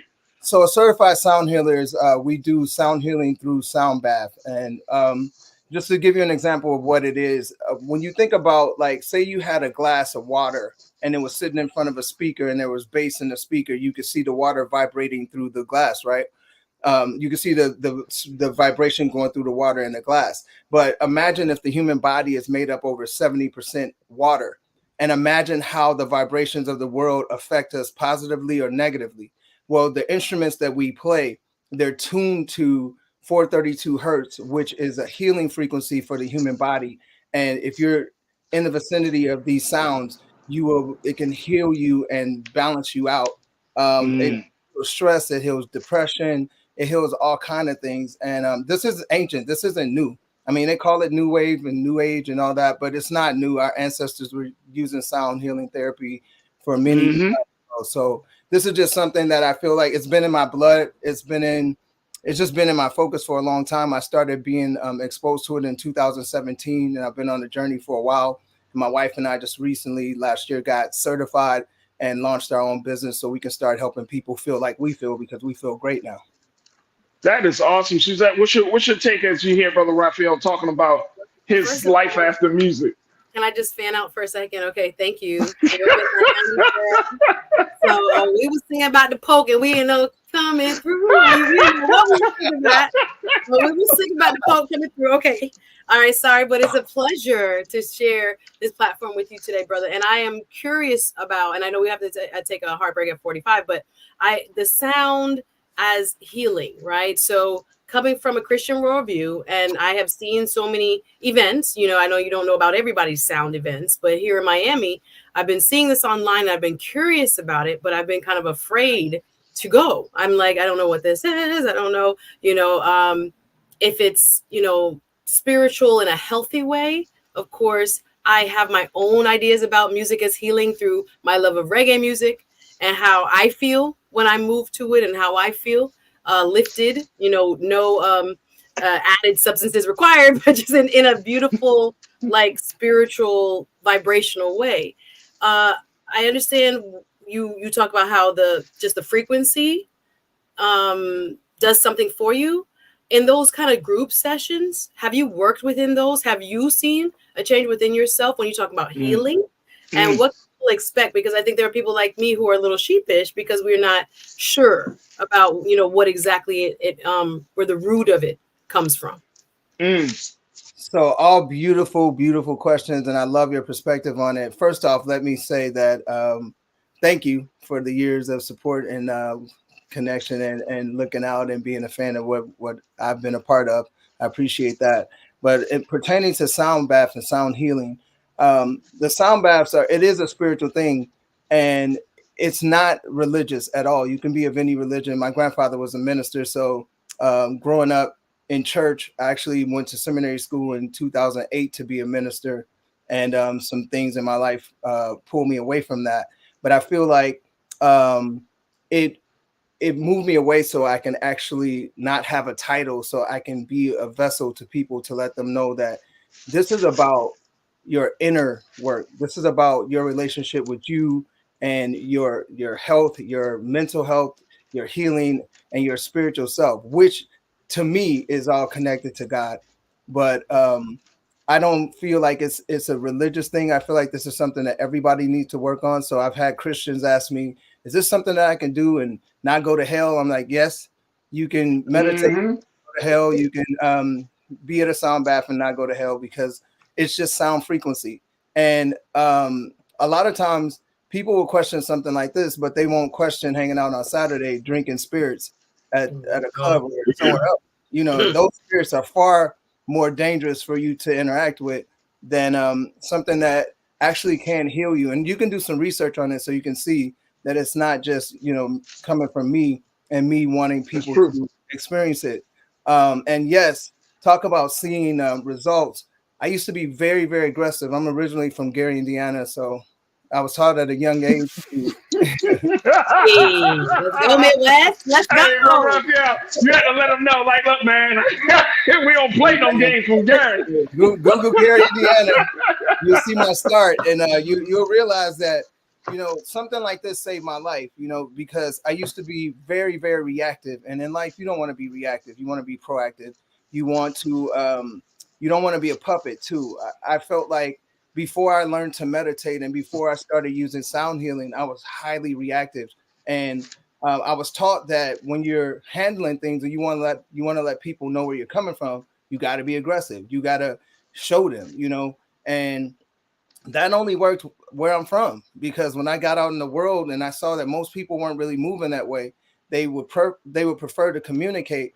And I found it more appealing for my life to be at peace.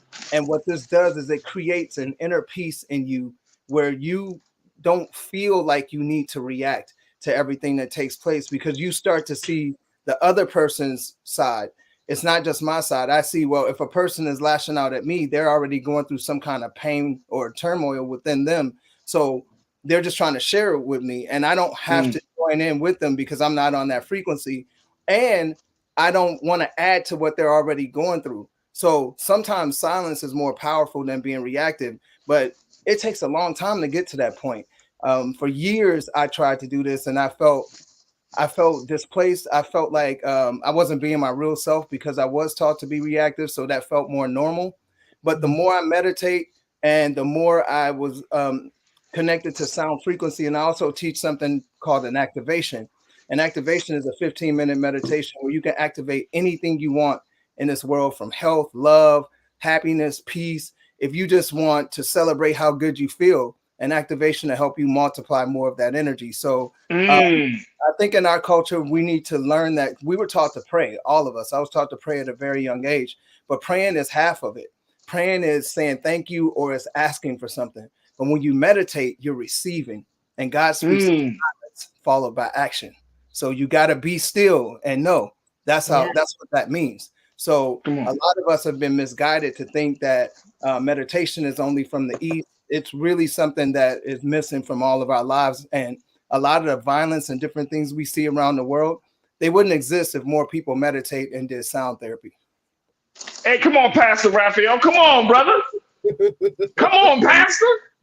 Going deep. I'm feeling that. I'm feeling that. Look, we got to take a quick pause. There we go. We got to take a quick pause. When we come forward, let's get some comments from our online culture crew as we check in with Brother Raphael Shawan, formerly known as Tweet from the hit group Next. He's joining us here on The Culture. I got my sister Suzette Speaks. And of course, I got y'all for tuning in. Make sure y'all post your comments as we're streaming live on Roland Martin's Facebook page and Roland Martin's YouTube page. And let's continue the discussion about life after music. Now we're talking about mental health. We're talking about getting your mind and your body and your energy right. We're talking about getting you prepared for 2024. Stay with us. The conversation continues on the other side, right here on The Culture on the Black Star Network.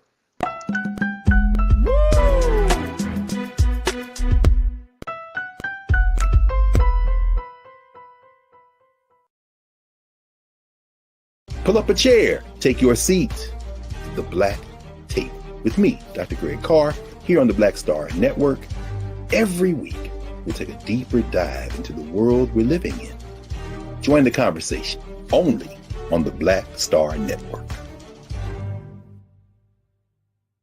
Hi, I'm Dr. Jackie Hood Martin, and I have a question for you. Ever feel as if your life is teetering and the weight and pressure of the world is consistently on your shoulders? Well, let me tell you, living a balanced life isn't easy. Join me each Tuesday on Black Star Network for A Balanced Life with Dr. Jackie.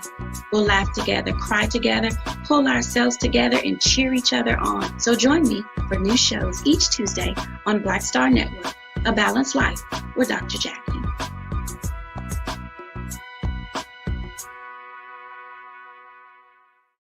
Don't you think it's time to get wealthy? I'm Deborah Owens, America's Wealth Coach, and my new show on the Black Star Network focuses on the things your financial advisor or bank isn't telling you. So watch Get Wealthy on the Black Star Network.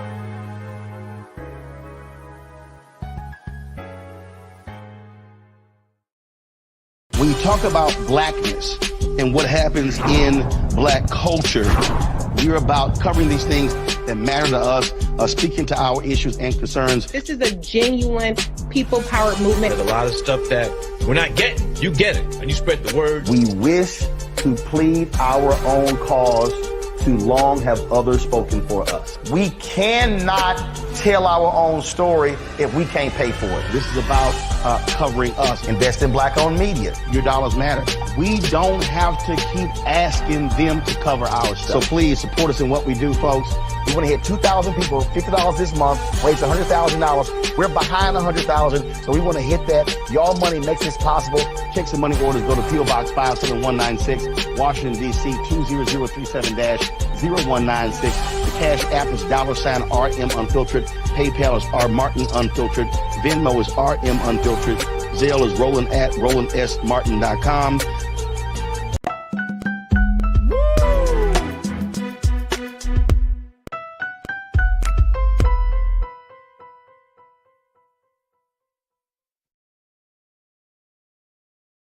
All right, folks, welcome back to The Culture here on the Black Star Network. I'm your host, Farajii Muhammad, joined by my sister, Suzette Speaks. And we have our very special guest, Brother Raphael Shawan, who is formerly known as Tweet, and he is a retired member. We can't say former member. He wasn't kicked out. He made the choice to leave after an incredible 26-year career as a music artist. He is a retired member of the group Next. And y'all remember, if you know anything about 90s, 2000 music, you know Next was putting out the hits. But, Brother Raphael. Yes, I'll be you. Sorry, wifey. I know the songs, Farajii. I do. I know them. I dance. We do.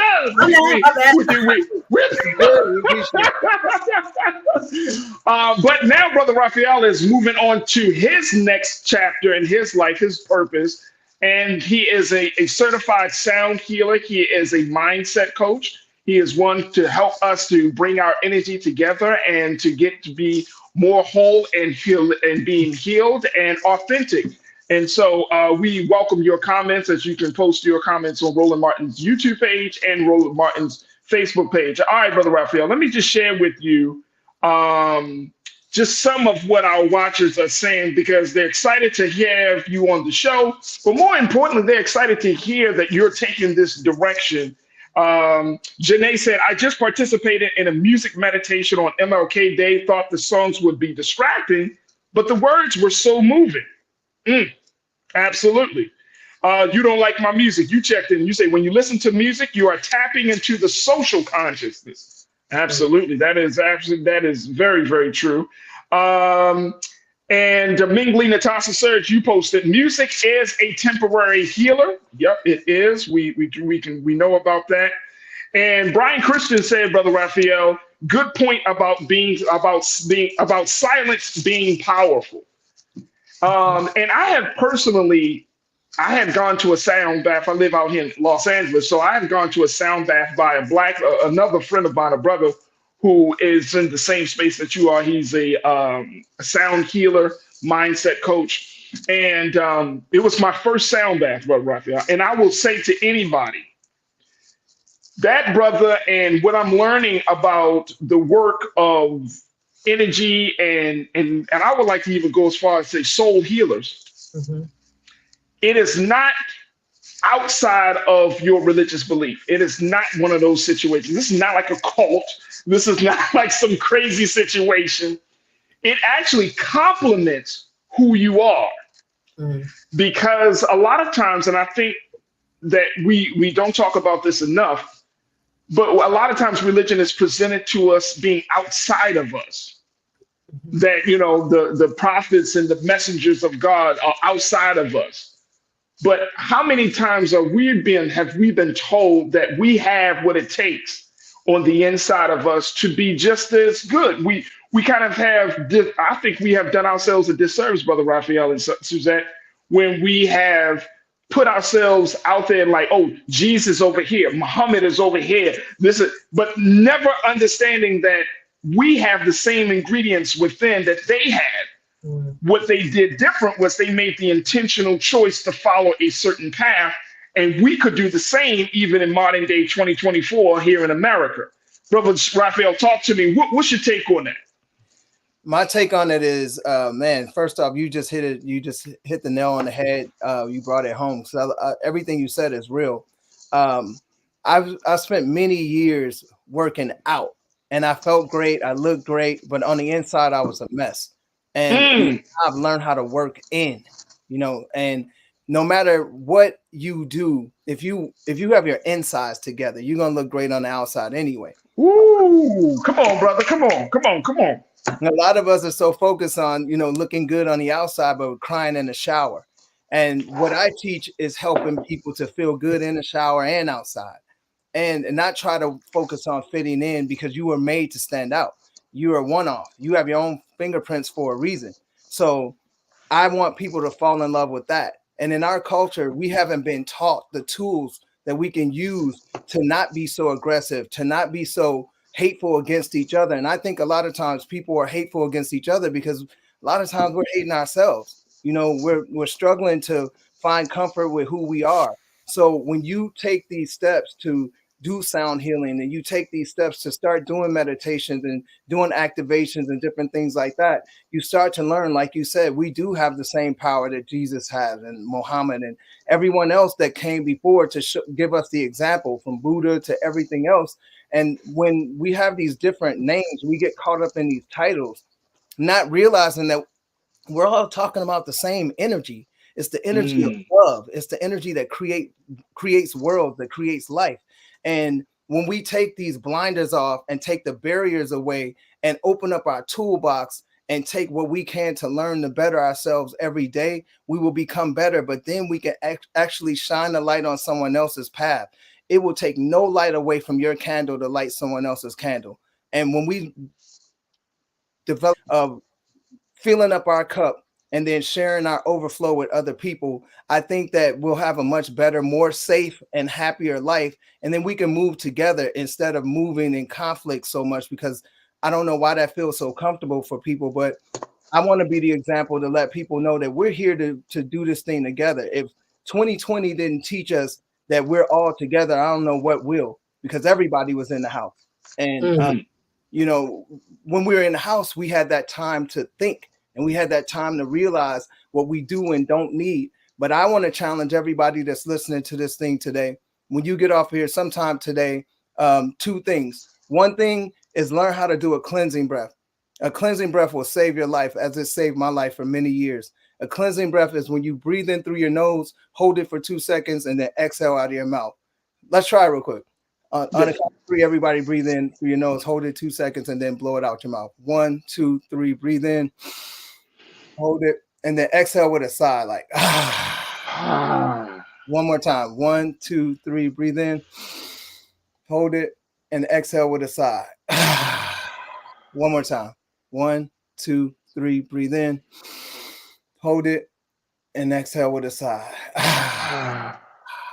Now tell me you don't feel better. It feels like a weight has been lifted a little bit, bro. I have to say that. That's real talk, man, because we don't breathe. We don't breathe. You know what I'm saying? Like, if you think about, and I know, Suzanne, given all of the stuff that we have happening, we talk about these issues.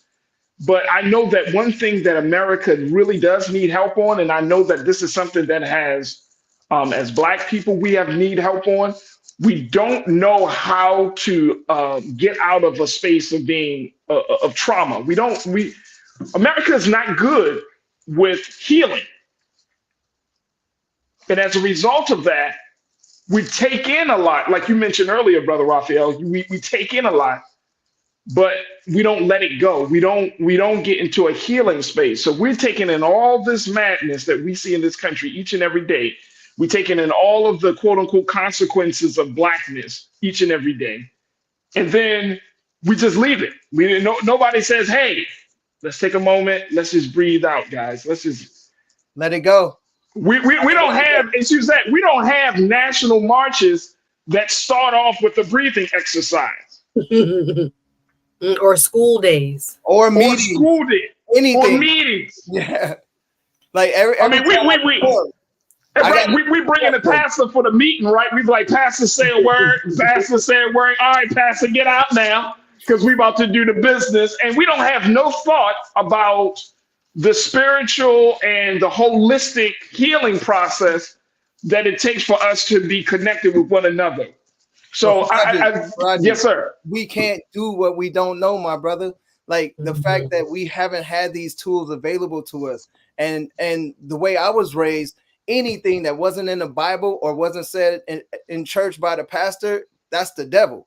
So someone telling me to breathe, that sounds like, I don't know, that sounds like some voodoo. Like, I ain't going to hell. Like, so I ain't just not to do anything because I ain't going to hell. So I mean, that was my mentality. And then when I started to see the results of these things, it changed my life. And another thing was meditation. Like I said, the first thing was take a breath. The second thing is meditation. Please start to meditate. Just try it. 5 minutes today. You don't have to start long. Meditation is just sitting still, doing the breath that I showed you at the beginning, and then just relaxing and just focusing on your breathing, breathing in, breathing out. I promise you, your life will be much better. And if you don't, if you feel like you can't do it, tap in with me at admin@bestlifeeverteam.com, and I will help you. I have a team of people that we work together and we can help you. But I want as many people as possible to know that you have the pen in your hand for your life, and you are writing your story. Your story is not writing itself. Things are happening to you. They're happening for you. And if you're hearing this right now, there are over 8 billion people in the world, and you're hearing this for a great reason. So please use this information to your advantage. Congratulations, we're so grateful. I know we out of time, farajii. They say we out of time, but this is so out of deep. time. No, I'm just getting started. Just loosen it up. The power of having the strength to evolve when people have expectations of your wife, your R&B group. Everybody expects you to be one thing, and here you are saying, God has planted something else inside of me. It's amazing to see. I would love to hear more about that transition, but we're out of time. We got to have you back. But congratulations, and keep doing what you're doing. Congratulations. Thank you so much. Hey, Brother Raphael. Hey, look, I know you are launching. You're denouncing your retirement. I also know that you're moving into this different chapter of your life. But trust and believe, you have a home with us here on the Culture on the Black Star Network, brother. You Thank you know, so you always welcome to come back on here. How can people follow you, get in tune with you, and make sure that they can get something from you that will help them in their personal lives? Well, like I said, if you want to tap in and do an activation with me, you can tap in with me at admin@bestlifeeverteam.com. That's admin@bestlifeeverteam.com. And you can follow me at Raphael Shawan. That's RAPHAELSHAWAN on all my social media platforms, or you can follow me at Tweet From Next if you don't already. And if you do, thank you. I really appreciate you, Farajii. I appreciate you, Suzette.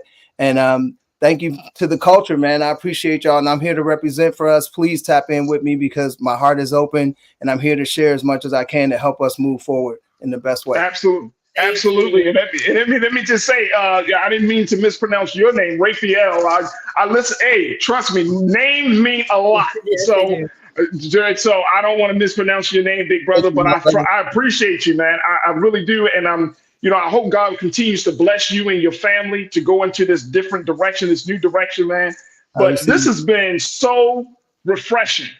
Like, real talk. This has been a very refreshing. Yesterday, and Janae from our culture crew, she reminded us, we had a conversation. I know we don't have no time today, but I'd love to bring you back on to talk about Black men being emotionally available, because we had a conversation about that yesterday, and how that when you're unavailable, how it creates a bunch of issues in your life and your relationships and whatnot.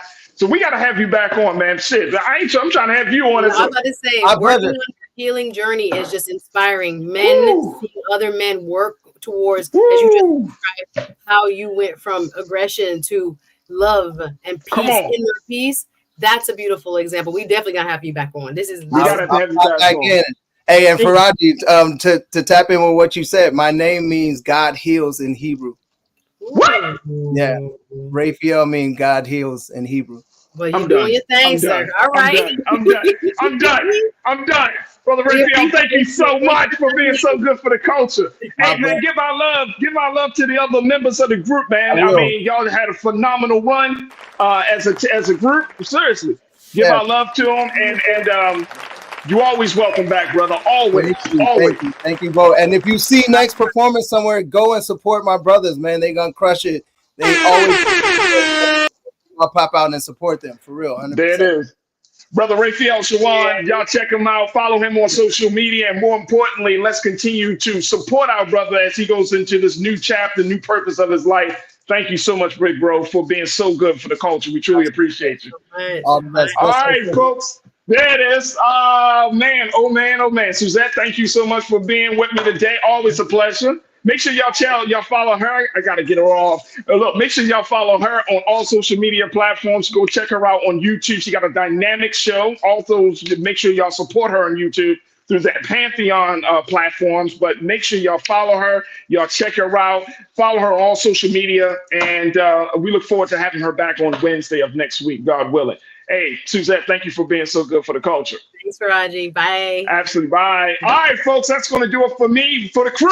Thank y'all, man. Thank y'all so much for checking in from the X platform, from the Facebook platform, from YouTube. I hope y'all enjoyed the conversations today. Make sure you follow us on Black Star Network on our social media. Follow me at The Real Farajii. I would love to connect with y'all. I'm on social media. I'm on Instagram, Twitter at Farajii. Also, I'm on Facebook at Farajii Muhammad. And I would love to see who you are, and let's continue to build the community. Stay tuned. Up next at 6 p.m. Eastern Time is Roland Martin Unfiltered. As always, never be afraid to challenge what's wrong. Stand for what's right while being yourself in the process. God willing, we'll talk tomorrow for another exciting edition of The Culture right here, only here, exclusively here on the Black Star Network. And a big shout out to Azaria, D-Man, T-Man, and Erica for showing their support for us here on Black Star Network. Thank you so much for the financial donations. God willing, we'll see you tomorrow. Peace.